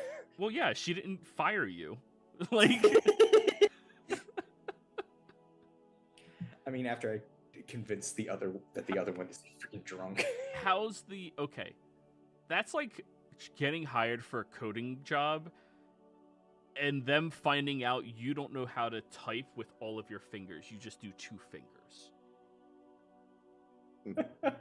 That's what you just said to her. Like, that's... How the hell are you this good at your job? I don't know. Like... Headmaster Lyceum, did Yes. I assume that after the war that all of Trent's holdings were searched? Was it discovered that he was looking into other singularities? He was, yes. Were any recovered? None that you need to be concerned about. I was just worried based off our own interactions on them. Because I know one, before we knew what they were, we don't know where it went.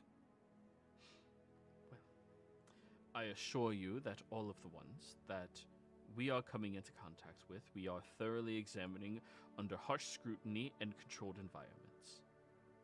Do you wish for a copy of the notes based off the ones that we've run into? You have notes? We've never asked. Talked about this before the war. Then yeah, notes. then... When I was given access to the one in the Lyceum, I gave them a copy of all our notes. This happened a year ago. Okay. I didn't know that you did this. All right, that's fine then. Then yes, they have their copies already. Thank you.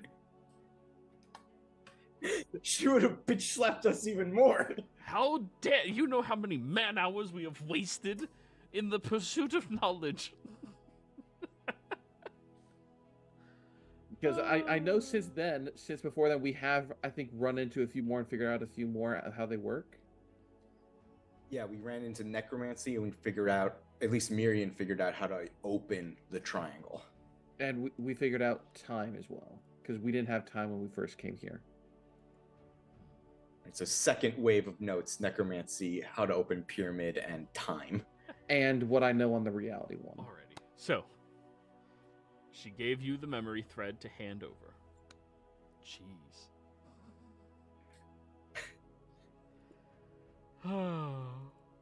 I guess I'll go to find Thunderbrand. Yep. You guys walk into his lecture hall, and I believe Thunderbrand is the professor of illusion? Yes, because she was Yes. not Lily, Prissa's teacher. Yes. So, you all go over there, open up his lecture hall. Yes, and as you can see, as a fundamental realism, fundamental reality, it is very important to make sure that all of your illusions stick to a very real perception. You don't want it to be anything too absurd or too foreign for anybody to really understand what is... Oh, hey, Marion! How you doing? Wait, he's the headmaster. He's the professor of illusion. Is he gonna see through my disguise? Well, right now you're like 80 feet away. Oh. In a lecture hall that has like probably a good 60 students in it. Are we about to cancel 2 classes in the Lyceum in the same day? Hey, buddy, how you been? Man, you picked up some weight over there. Get over here. Yes. Good to see you again, Professor. Right. I reach in for a hug and I hand him the vial. As you get within 30 feet of him, his eyes go wide. Can I insight so he can see me? Oh, yeah. Yeah, clear as day. I will explain what happened after you listen to this. You fucking died again and then got resurrected again as something else. Do not tell Lily or my mother. This is hilarious. I'm not good. I have so many jokes in my back pocket for this. You don't understand. Oh, you've This been is waiting great. for us to do this. Oh, okay. I'm actually going to use you as an example. Students, I need you to find what the flaw in his illusion is while he and I are discussing. Go ahead. Start researching. And all of the students start, like, examining and looking at you as he's just, yeah, so what's up? Does one of them get uncomfortably close? No. Yeah. It's that mouth breather one. He's really like trying to find that flaw. Yeah, the guy's like, hey, what did I tell you? If you have to touch the illusion, you're doing it wrong. That's how you lose your hand to dragons. Go ahead. What do you think? I'm afraid I need some help with a bit of research, and I hand him the vial. Oh, this looks like the headmistress's. Yes. All right, everyone, you have 1 minute to look him over, and then afterwards back to your seats, and I will be back in tomorrow.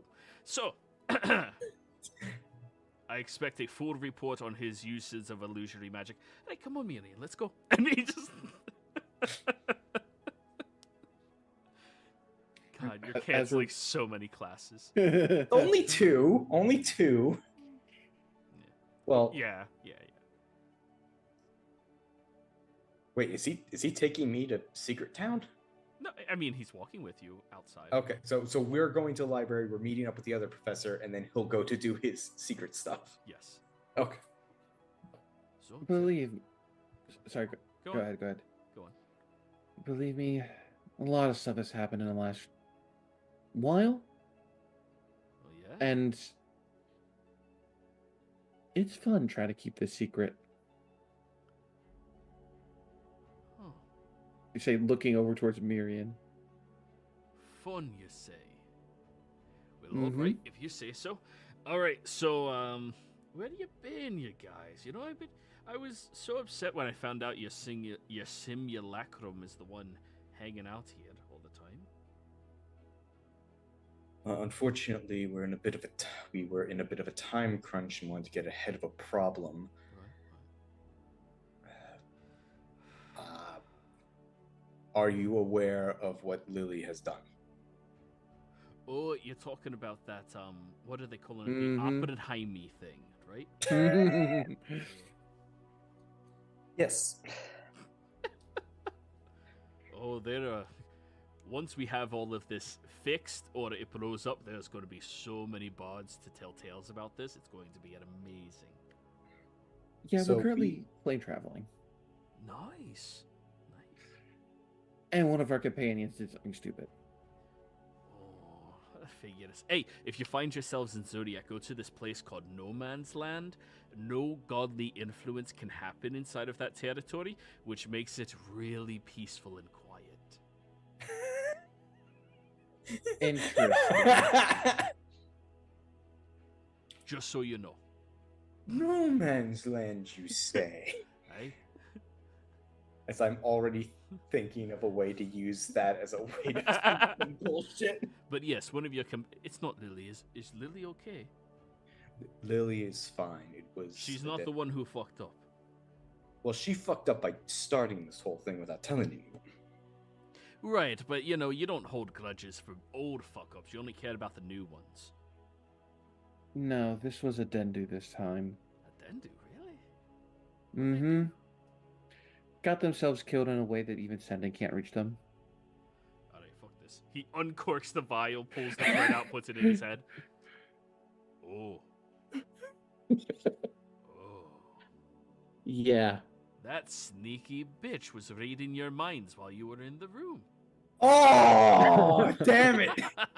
Well, I figured. Oh, sneaky little bitch. Alright, let's go get your research going. Well, so that means she now knows about the entire council of undead that we killed. No, she wasn't diving. She was reading surface thoughts. She's not that type of wizard. She's... No. She's, Oh, Miri got a book thrown at him by her, by the way. Yeah, I saw that, but she kept that in there for me. Thank you. Ah, can't believe you didn't know detect magic. Honestly, I'd be embarrassed. Even Lily knows Anything, detect it shows magic. Us the lack. It shows us the lack of quality control in the first week of education. Remind me to tell you when you learn magic. You missile. weren't here for the first week of education. We established we were here for at least a week. Yes, but he's just gonna say that. That was orientation, you know. Let me tell you when he Second, learned it should magic be- missile and fireball. Okay. So, Second, it should entirely be noted that just because you can't see magic does not mean you cannot understand or devise ways of surrounding or even spellcraft. that's like trying to count with an abacus. And yet, here I am. Imagine how much further along you'd be if you just used real things. I'll let you know when I when I rewrite my thesis. Oh, jeez. Your thesis, how to understand what magic is without using detect magic like a cheater. There are two kinds of wizards. The purists, who believe in detect magic, and then the heathens. I'm gonna get so much shit from this from the community. Oh, aren't I? 100%, yeah. Don't worry, I already have a bard going around telling everyone. Oh, I'm going to be messaging my buddy. Anyways. So, Lily's gonna invent Facebook or Snapchat just so that she can post that you didn't know detect magic. call it Lycee for the Lyceum. Lycee. Lycee. Start off just like Facebook did, but it's just for the Lyceum. Then it becomes Licebook? Oh, Aw. Yeah. It does. That's gonna confuse so many people. I love it. So he is going to conduct his research. So you, Mirian, are being assisted in your research. Go ahead and roll an investigation at advantage. Guidance. Investigation.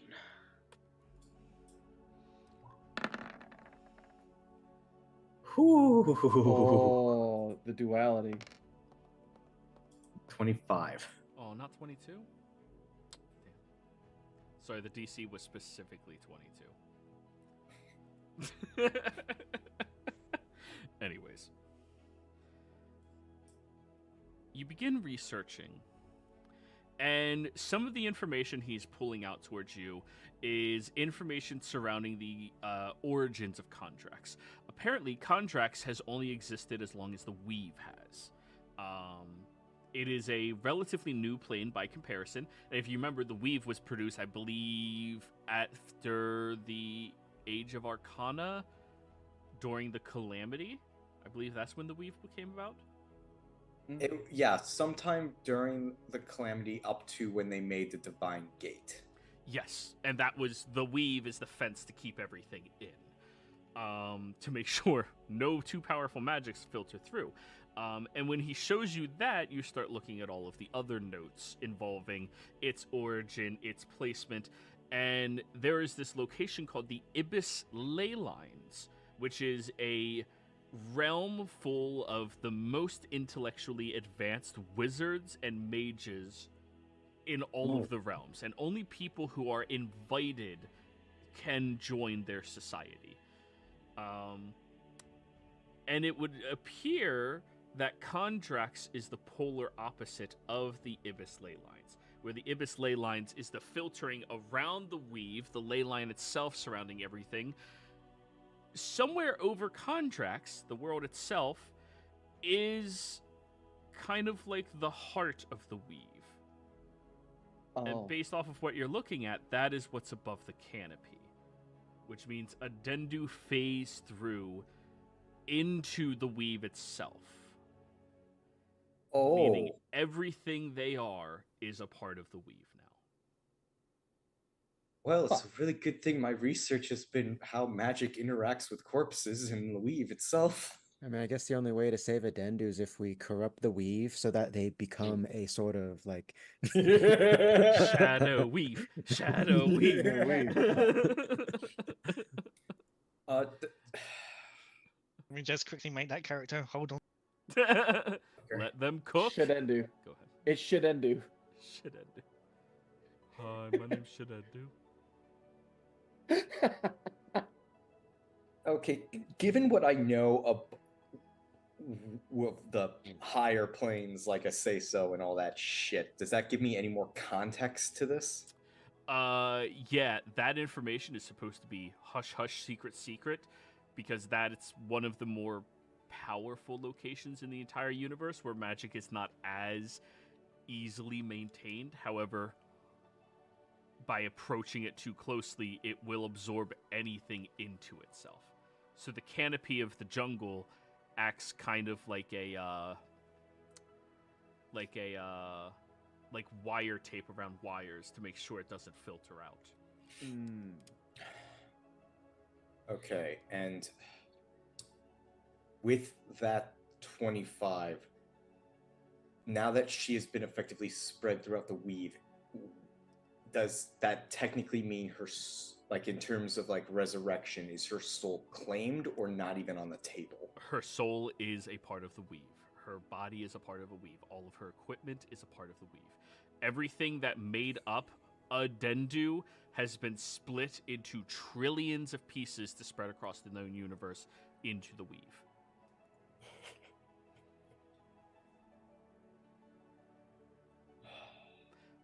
I will say, with a 25, if you cast True Resurrection 1 billion times, easy. You'll RNG a Dendu back. Okay, so this isn't even possible. You don't know how many diamonds exist in the universe.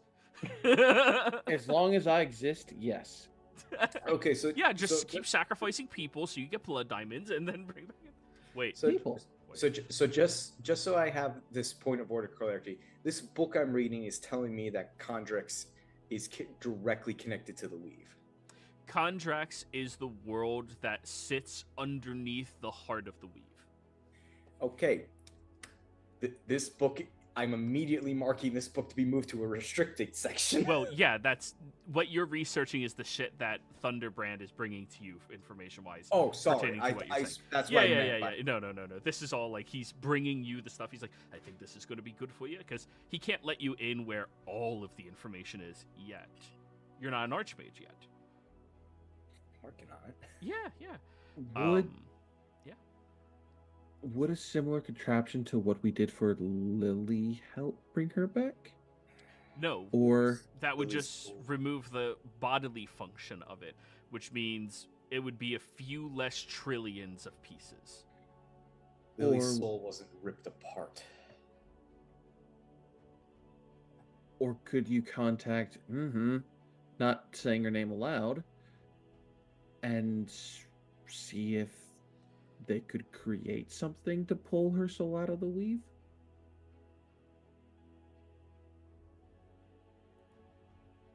Oh, jeez. First off, I don't even think I can reach out to without a Dendu because she was my kind of go-to for that.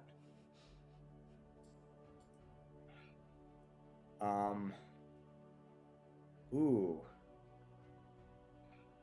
Honestly, it sounds a little like my mad batshit idea I was talking about in my downtime. But I don't think that's it. To be able, the weave, as I understand it, is an infinite string of magic and how it and effectively how it flows through existence. You're trying to find a quarter in the ocean. View it as a net that goes around all of the known existence in every aspect of it. You have sending though, and you've met literally just send. I actually don't have sending. Lily will.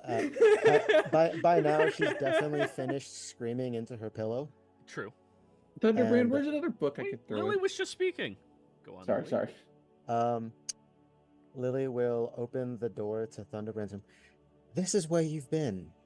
Hey, so. Oh, he's in the library with all of your friends. Oh, library. Yeah. Hey, Hi. this is where you've been. How you? Oh, hey, Professor Thunderbrand. Hey, I- Oppenheimer girl, how you doing? I'm assuming the librarian does the little shh thing. Oh no, they know better than to shush him. Oh, okay. was thinking Thunderbrand me, doesn't but- do quiet. If you can't focus, remember he's more of a battle mage than anybody else here. He believes that if you can't focus on things under pressure, you shouldn't be a wizard. Under pressure. Dun, dun, dun, dun, dun. Okay. Right. Anyways, I after kind of attempting to cry my heart out a bit and screaming angrily into a pillow, I had a thought. Why don't we go? Does Bernie still have that time thing that we used last time when weird stuff happened? You told me the story about that. You were with that one guy with the mustache. And his wife? What is your idea? Well, I mean, if it could work to restart a day and not make a bad decision, can't you just do it again?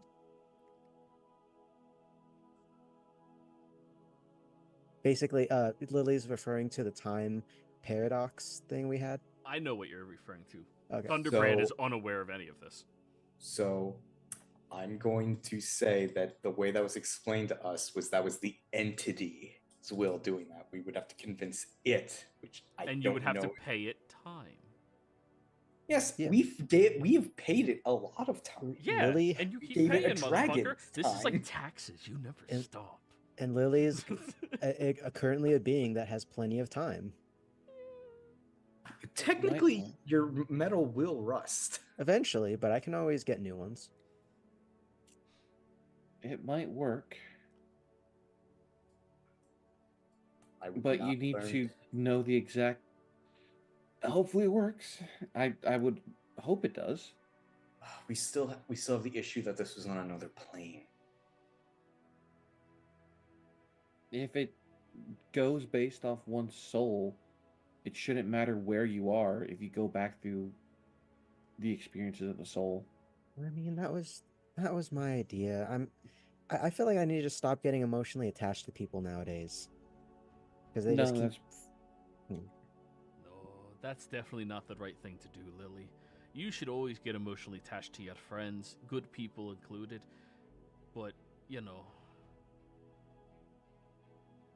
it sucks just- to say, but the more people that die in your life, the more used to it you become.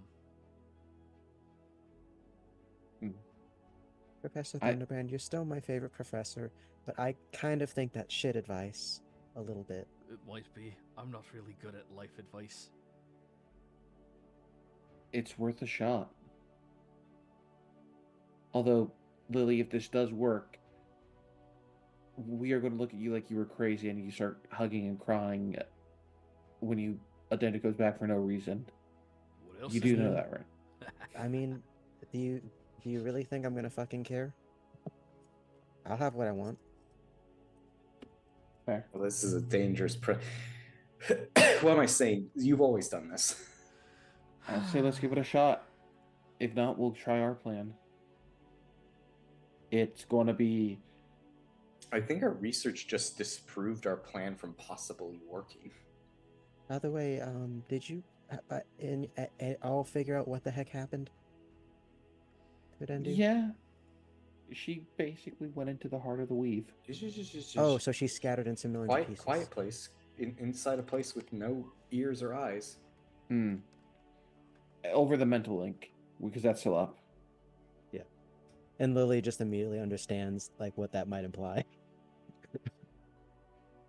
So basically, if I had 1 billion attempts at true resurrection, I could probably bring her back. If we attempted it, and that would be equivalent to trying to grab a specific grain of sand on a beach. Basically, No, brute it's- forcing it. That's all the grains of sand, and no, you won't need 1 million, Tosha. That's silly. You'll need like a couple million. So, I say let's try the time artifact. I don't know how much it's going to take from you, Lily, but Right. Well, now that I've learned actually what happened to my friend, I'm gonna go scream at a pillow again for like 30 more minutes. And I sing again, Professor Thunderbrand. Oh, Lily, before you go, try this, if you don't mind. And he reaches into his bag of holding and pulls out this large tin canister and hands it over to you. Just you have to oil yourself, right? To, like, keep yourself fluid, like the inside of you. That's a very personal. Nah, I'm just fucking with you. Yeah. Yeah, no, occasionally it's maintenance. Alright, I talked to a couple of our artificers and stuff, and try to use some of that, but not all of it at once, and see if it makes you feel. Yeah, I will. Alright. So how much are you trying? Let's go half. It's like 5 gallons. Oh, never mind. Let's go a quart, 2 quarts, Okay. like a bottle of Sprite. Give me a con save.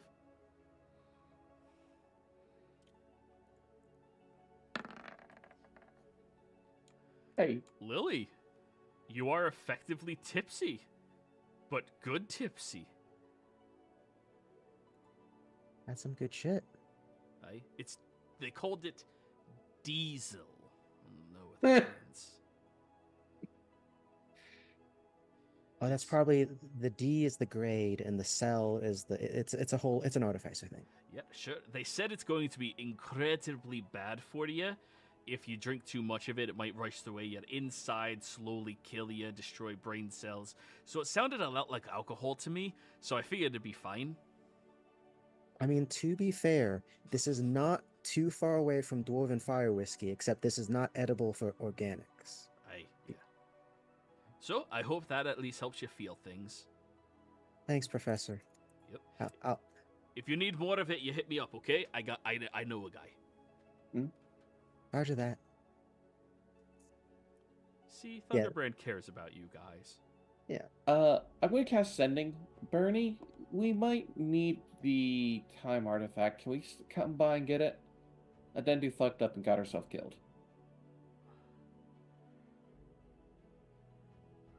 Oh, also, we want to meet our friend Thorandil. You'll love him. He loves puns. Well, Sounds like a good fella. Sounds like a good fella. Sure, come on by. That'd be fine. We can discuss you using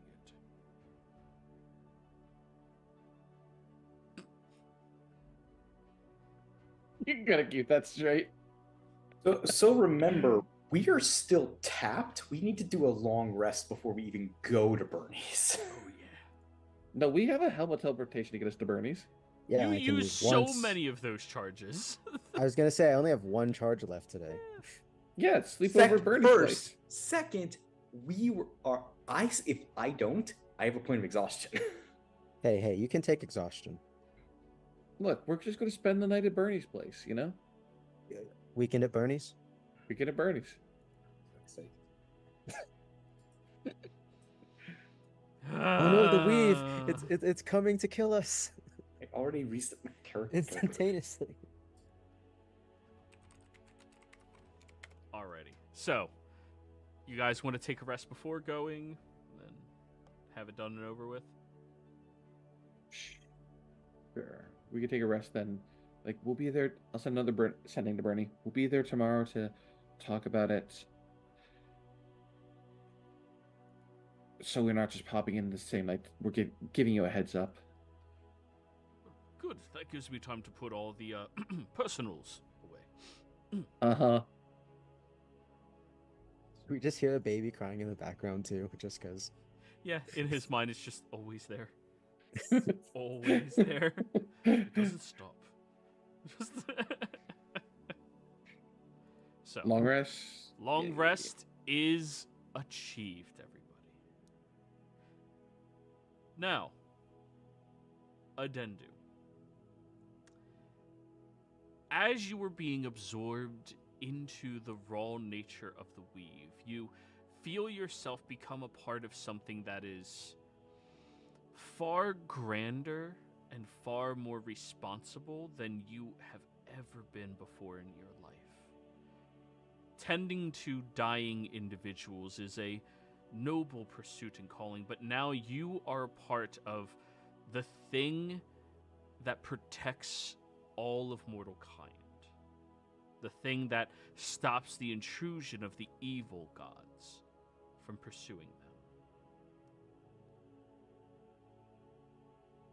You are allowed 25 words to send out across the weave to any individuals that you wish before you are moved completely into oblivion and get to be a part of something that is pure and powerful.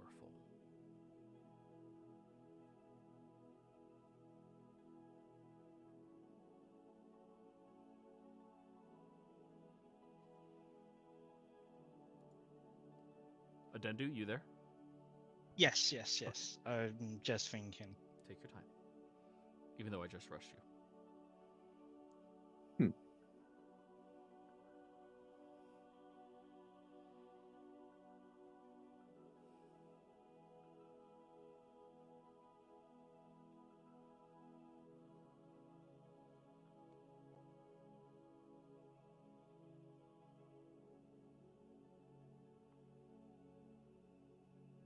No, probably won't say anything. This is part of another chapter of their existence. All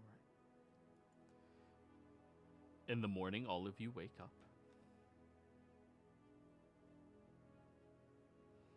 Long rest achieved. Congratulations. Woo. Woo. Now, it is time. Lily, were you going to get tipsy, shit-faced, drunk, or just be cool? Probably shit-faced after today's stuff. All right.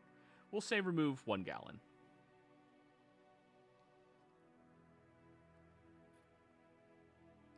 So, morning rolls around.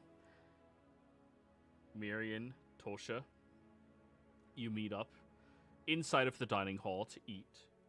And Lily comes dragging herself in. Dragging.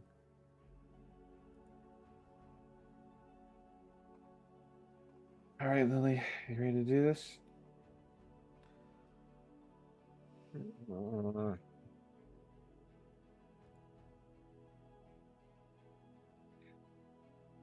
Yeah. So I was saying that, but I was simultaneously trying to remember how many charges I get back per day. Oh, I don't know. It's It should be a 1d3. dice roll. It is. It's 1d3. I get 1 charge back. Yay. All right, hold on, everyone. Meow. So, you guys teleport your way all the way to the Menagerie Coast outside of Port Damale, where the lighthouse resides. As you guys get there, you look over, and Bernie is sitting out front on an old man's rocking chair, rocking his daughter back and forth. Hello there! Hi! How are you all? Ooh, sorry. Good.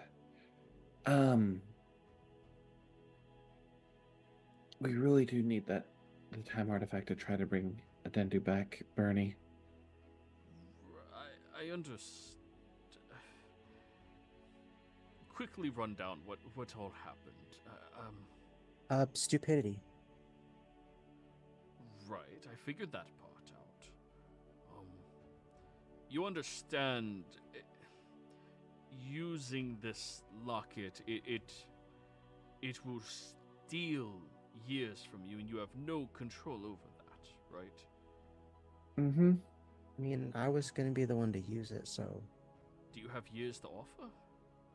I mean, does it take it from my soul, which I assume is usually eternal until you make a deal with the devil or fae and they take your soul or whatever? Or is it physically? In which case, I can always rebuild or, replace parts. Well, I felt it upon my body, but also on a more spiritual level. I felt it completely interact with me in every way of my being.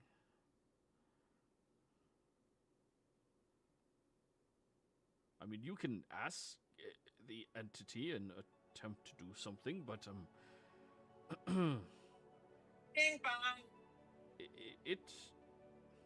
my only concern with utilizing it is it wants the years, and I don't know what it does with them.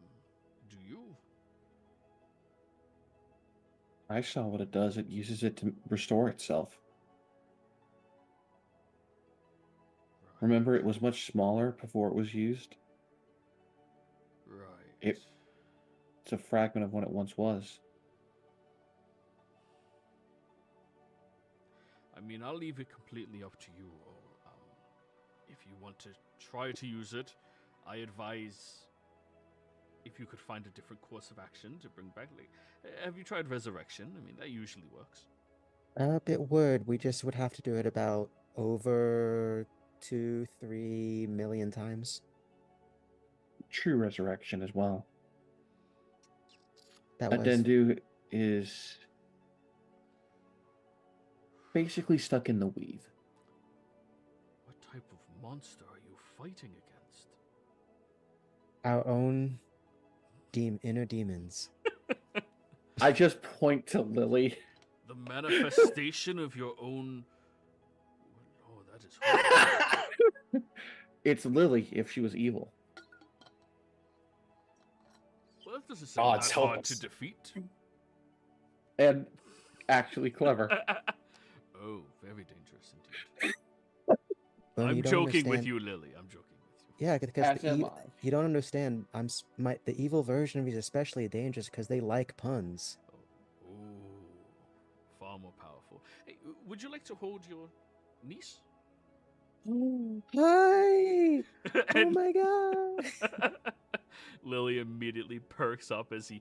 Just make sure you don't squeeze her too tightly, and you have to support the neck with your hand, and make sure it doesn't loll about at all. And be sure that you sit her upright enough so that if she spittles, it doesn't accidentally suffocate her. And be sure that the swaddle does not loosen and your grip doesn't loosen. She doesn't fall. And he just keeps going like that for about 5 or 10 minutes of exactly how to hold a baby. But out of curiosity, I believe the baby still got Lily's gifts to her. The what was it? The pacifier of health and the little booties or whatever of ogre strength. Yes, but it can't attune to anything yet. It sure has them. It's definitely attuned to that pacifier. Yes. The pacifier is attuned to, but not the boots. Object permanents are a thing that babies have. It doesn't look at its feet, and then it just rediscovers them. Oh! Every so often, the baby gets ogre strength. Just, ooh, its foot's Bernie. It's been hurting my back. Just It throws the bottle, and it's like a javelin, just whacks it in the head. God damn it, Lily! And then one day, the baby hits something with its rattle, and then it smites it, and then Bernie's just like, "I'm so proud of you!" Oh yeah, it's the Holy Avenger rattle. Jesus Christ. A bunch of legendary baby items. You guys are insane. But yes, let me go inside and he gets the necklace. We don't know what that thing is that takes years and can give you time back, but it is something that is...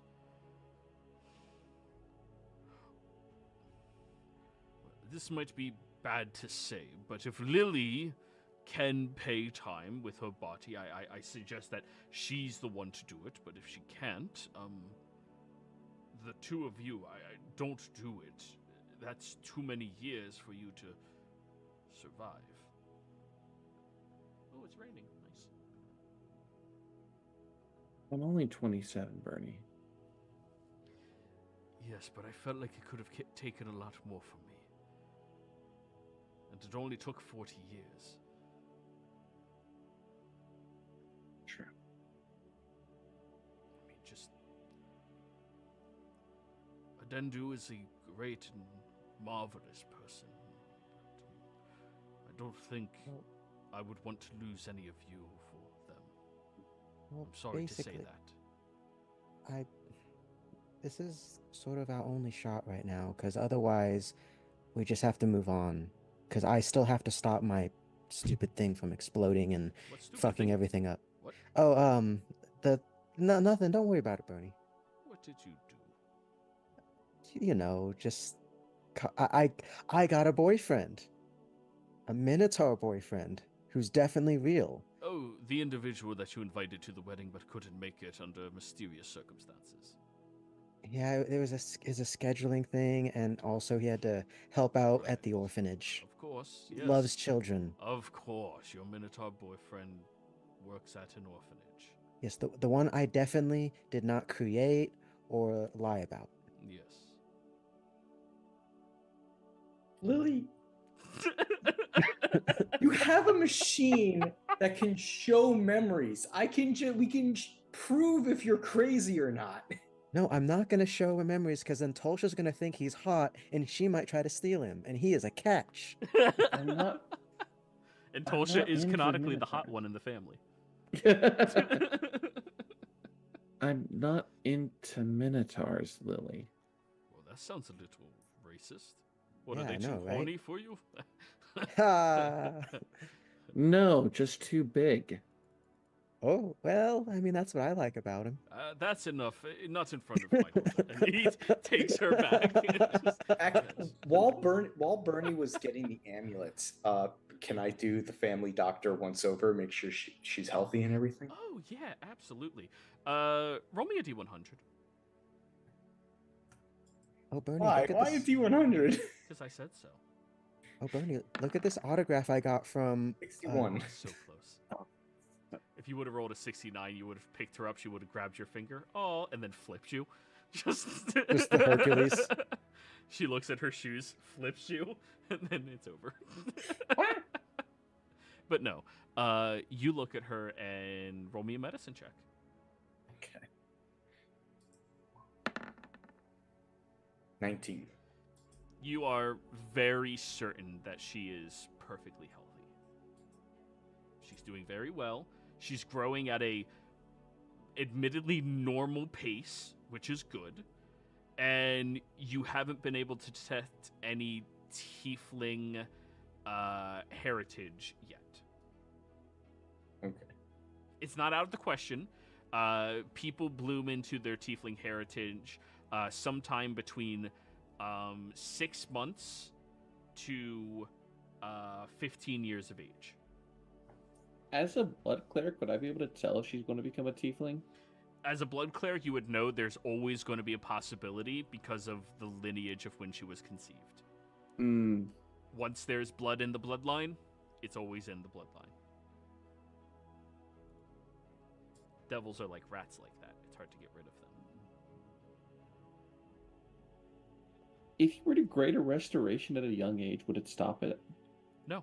That's a thing that Okay. marks the soul of a family line. Okay. And it's also technically not a curse. It is, think of it like a gene. It's a recessive gene. That's all. Just make Tulsa. Just make sure to keep her hands out of your mouth. Mm-hmm. That's like asking if you could remove curse and cure a ginger. Like, Imagine if it was that easy. big on blonde and just Holy Well, no, shit, it worked. only works on gingers because they aren't born with a soul. no, it would work on Yeah, gnomes. that's why we can't use resurrection on them. Wait, does that mean that wouldn't work on albinos?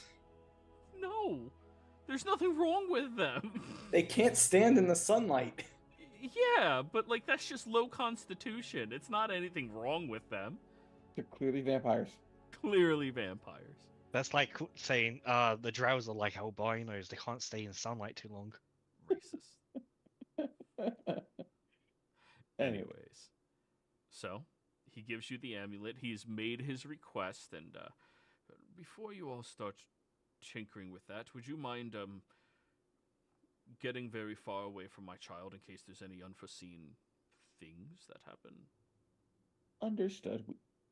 What unforeseen things do you even think of? Liz says messing with some sort of artificer thing that she just like gives up on, tosses it behind her, and it explodes slightly. Handing the baby back to her father. Yeah. Well, the first and foremost thing is if you give it enough years that it becomes fully physical for some strange reason and then turns out to be a horrifying entity that is a time-dilating monstrosity that's going to destroy existence. I would rather that it be farther away.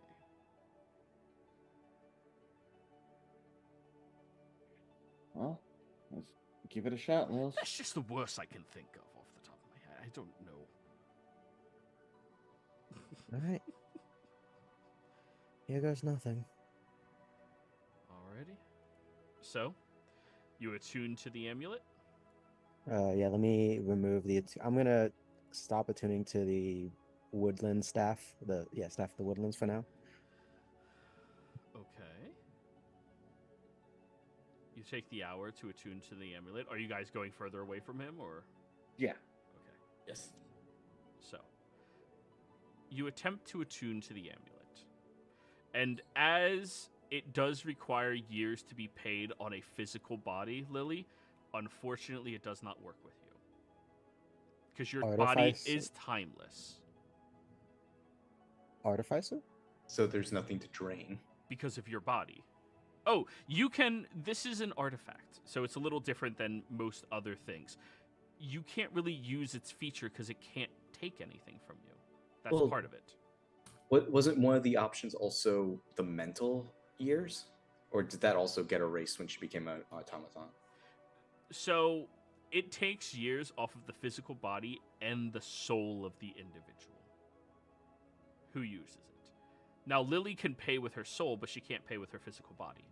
It's could it cost. could it pay for with like basically since it can't take something from the body, it'll take double from the soul?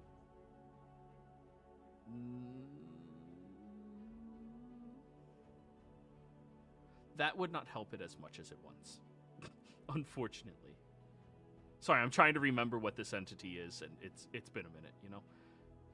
Mhm. But no, it requires body to be paid. Now, you could roll an Arcana check if you would like, to figure out why.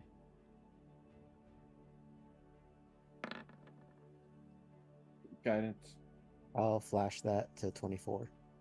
And the D4 for a 23. 27. 27. So, you can feel you are attempting everything you can in order to attune to this object, and the entity seems to be analyzing you as well. That's the bad part.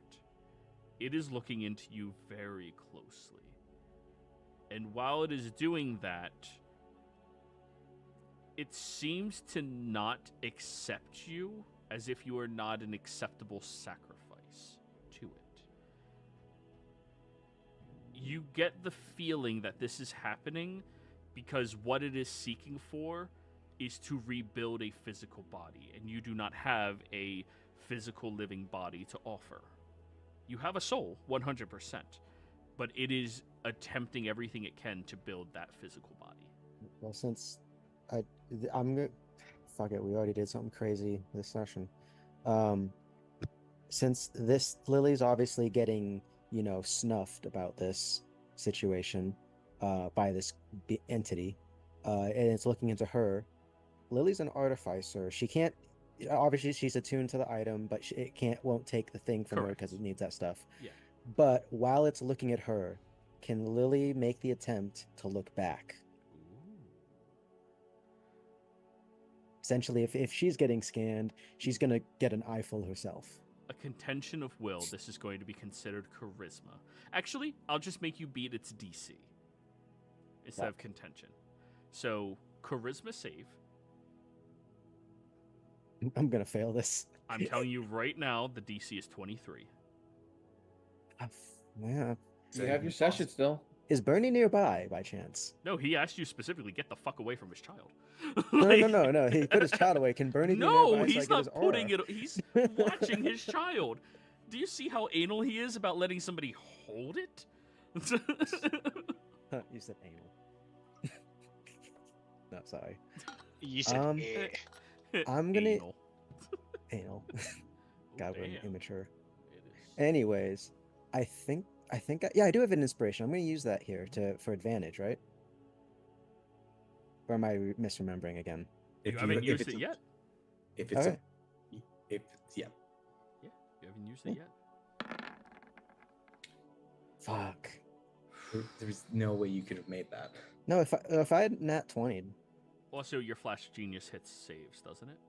it does, but So Like, if 18 or higher would have been your thing. yeah.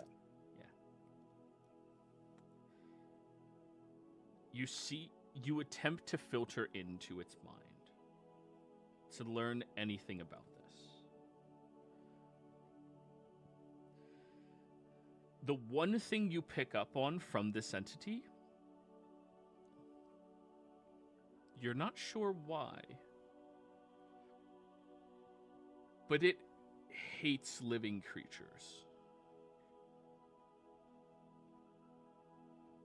That's the Question, only Ju- thing you can pick up on it, though. It purely, like a pure level of hatred. Like on a towards it. primal level, Yes. like natural enemy level. Yes. Like how Question, you Joey. feel about Ruiz. Easiest way to conceptualize it, right? But what was your question, Tolsha? Since it's connected to Lily's mind, and we have established that people have been able to get into the mental link before, if I could see Lily focus trying to get a feedback on it, can I try to do a side attack from it over the mental link? While it's expecting to defend from Lily, it doesn't expect someone else to try and peer into its true intentions as well. Because you are not attuned to the object, you don't have enough of connection to it. And it is not something that's really, like, inside of her mind, unfortunately. Okay. Would we be able to talk to it through the mental link? I mean, you could attempt to communicate with it through Lily, because Lily forcibly attunes to whatever the fuck she wants. She don't give a fuck about a holy Avenger. This is Lily's Avenger. Hmm. I even renamed it. Nobody can hold this blade. Yeah, shut the fuck up. Like, Lily, I just cut can off the you hand of a paladin. It's fine now. Can you see the being? You look around, and off in the horizon, you see a silhouette.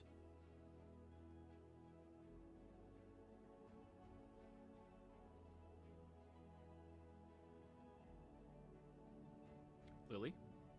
Oh, sorry, I thought that Tulsa was looking through my eyes on that one.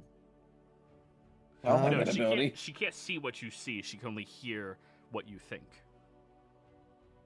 Yeah, Lily's gonna hopefully not Call of Cthulhu this with this, and she's gonna try to perceive what that silhouette kind of is.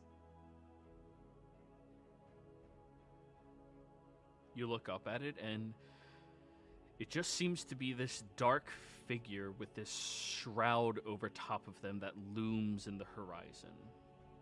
Its body is a little physical, but not terribly much.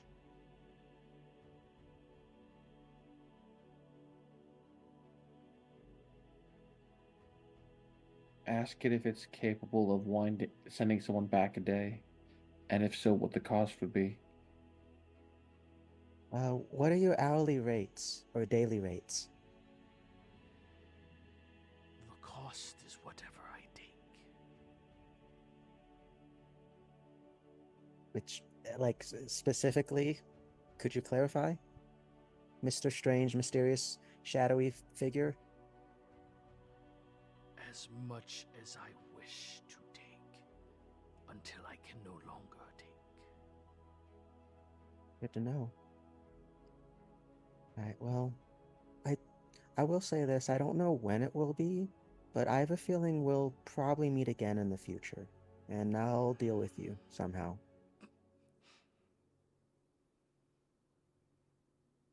It just keeps watching. So, see any funny things recently? Just after that, just The awkwardly perfect standing stalemate. The two of you can't do shit to one another. Just there. Yeah, with that, Lily would probably then, like, can she leave on her own or no? oh yeah, absolutely. Okay. It can't I- influence you whatsoever. It can just take when is offered. Lily, I'm just going to say, I'm gonna you could always threaten it. If the heart of the weave destroyed a Dendu, it would destroy the entity. I could, but Tulsha, I'm not in the mood to make more enemies for a long shot at the moment, because I said this before Dendu did what a Dendu did.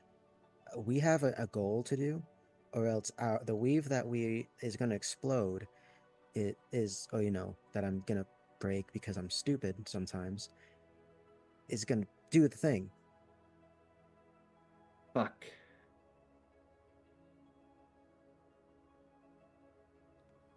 You know what, Joey? Can I try a commune with a Dendu? Considering it works, just see if it connects at all. You can attempt it, but I'll tell you, after you attempt it, nothing. Okay. A Dendu no longer exists. That is not an entity any longer. What about the weave itself? You would need more powerful magic than a commune spell to even attempt something like that. Okay. Yeah. Well, Marion, I don't think there's a way to bring her back. Fuck.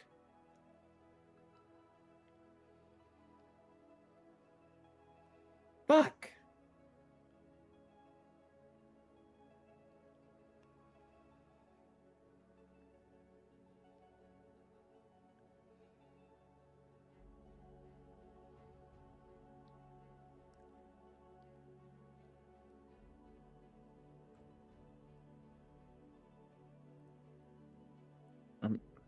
Unless by some Hail Mary Miriam that what we try works. Should we attempt it anyways?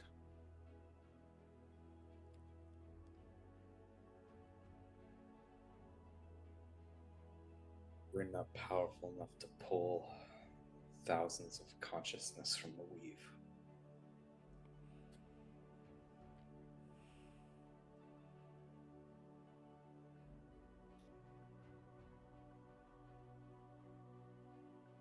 Even with their help?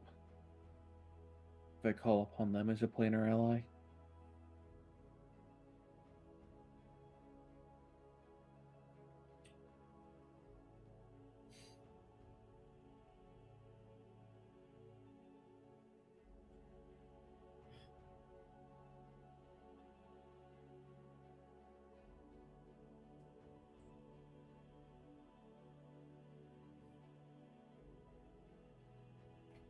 I'm not sure even if we call God, they could help.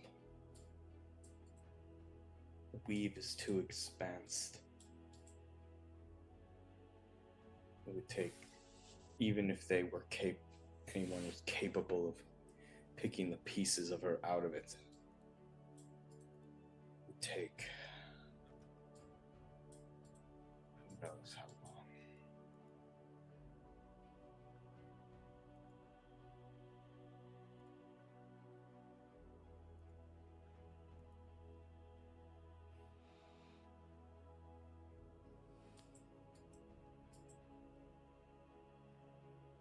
Well, yeah, Bernie, you can have this thing back, I guess. Well, sorry for bothering you, but it was great seeing you and this little girl. Yes, you adorable one. Yes. Sorry, I'm somewhat glad it doesn't. Sorry that it didn't work. It's fine, Bernie. It was worth a shot. I'm just. And you all be very careful, all right? I mean, I anticipate us having at least a yearly family picnic. Okay? Of course. She's not growing up without knowing her uncles and aunts, or any of the other ones that'll have around eventually. And don't worry. Eventually, when I have kids, she'll have people to play with and to look after as well when she forms her own adventuring party.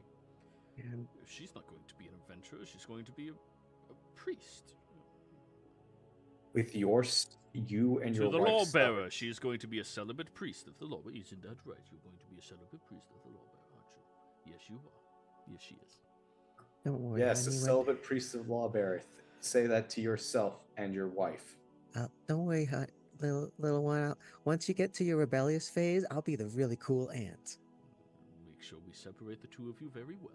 It just maybe then we stop it. Oh, we're being very rude. What's her name? I think it was mentioned once, Yeah. before during the Bernie wedding episode, but other than that, nothing. Cecilia is his wife. I don't know what her name is. I Cecilia Jr.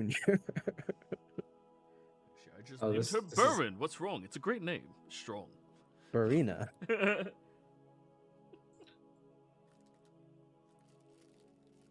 You know what? I'm going to do one more commune, but this one is just to Hamas to ask. Or to say, Adendu is gone, and I want to offer my condolences and offer to watch over the church that she reestablished till she comes back, if you would like me to do that. Or till another one chosen by you appears.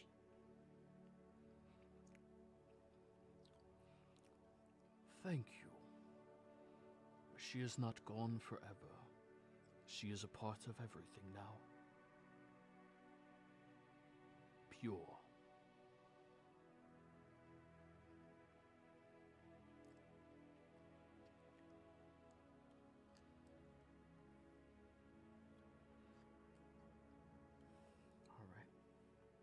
So, what are we doing now, y'all?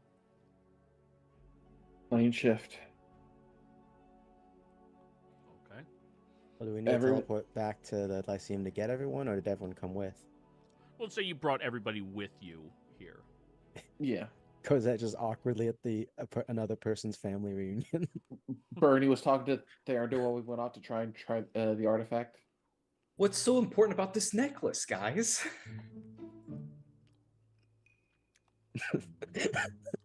So, you all teleport, or plane shift back, into your graves. Then, word of recall, back over to the shrine. And what you all see on the shrine, Adendu, could you please describe? Fuck off.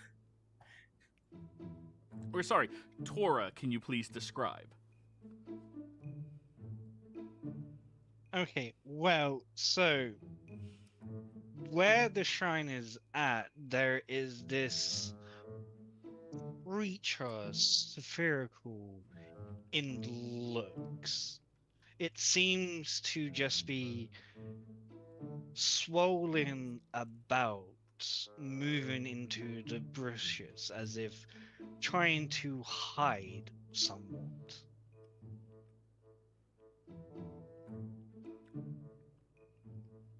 But Tulsa notices.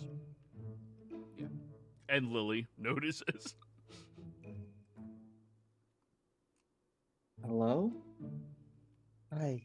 I don't mean to sound rude, but you're on my friend's god's shrine, and you're also a stranger in a strange land. If you don't identify yourself, I might shoot you.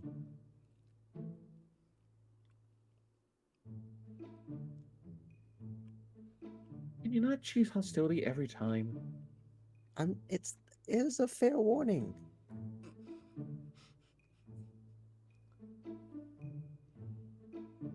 I'd rather be the one shooting than the one getting shot. It seems to be just staring at you. You can feel as if there is an eyesight of some kind just looking at you as you speak. Oh, can you post that reference picture you have inside of our PC pics? Yes. Just so everybody knows. That last one. Hey, look, it's Miriam.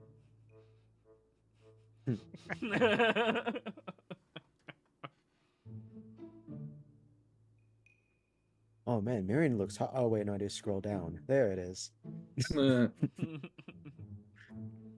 People. Boop. Boop, boop, boop, boop, boop. There you go. Oh, you're playing a giant miniature space hamster. Awesome. Are you a freaking ooze? He's a plasmoid. Are you? I'm gonna. How big are you? Are you tiny? I'm roughly 5'5". I'm big. Oh, fuck. Medium. That No, is. yeah, Huh. plasmoid. Yeah, you can choose small and medium size. But, Okay. well, Yeah. Sorry, so I saw the- hamster and I thought you were like hamster size.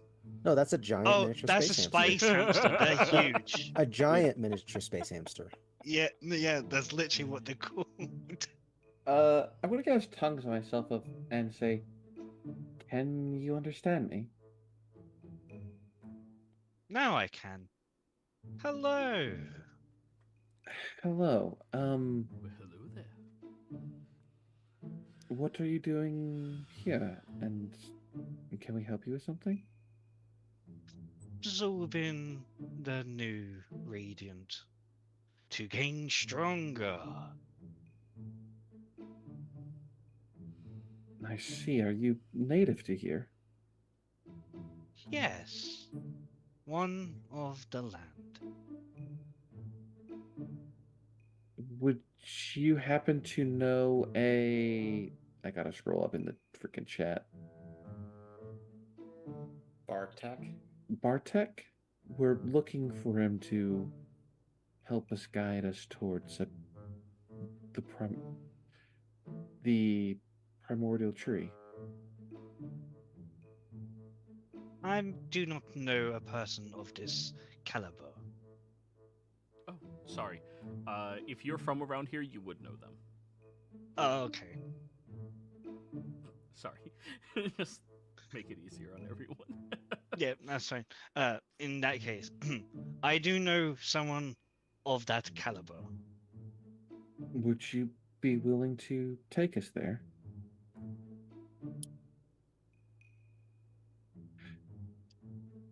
If the forest wills it.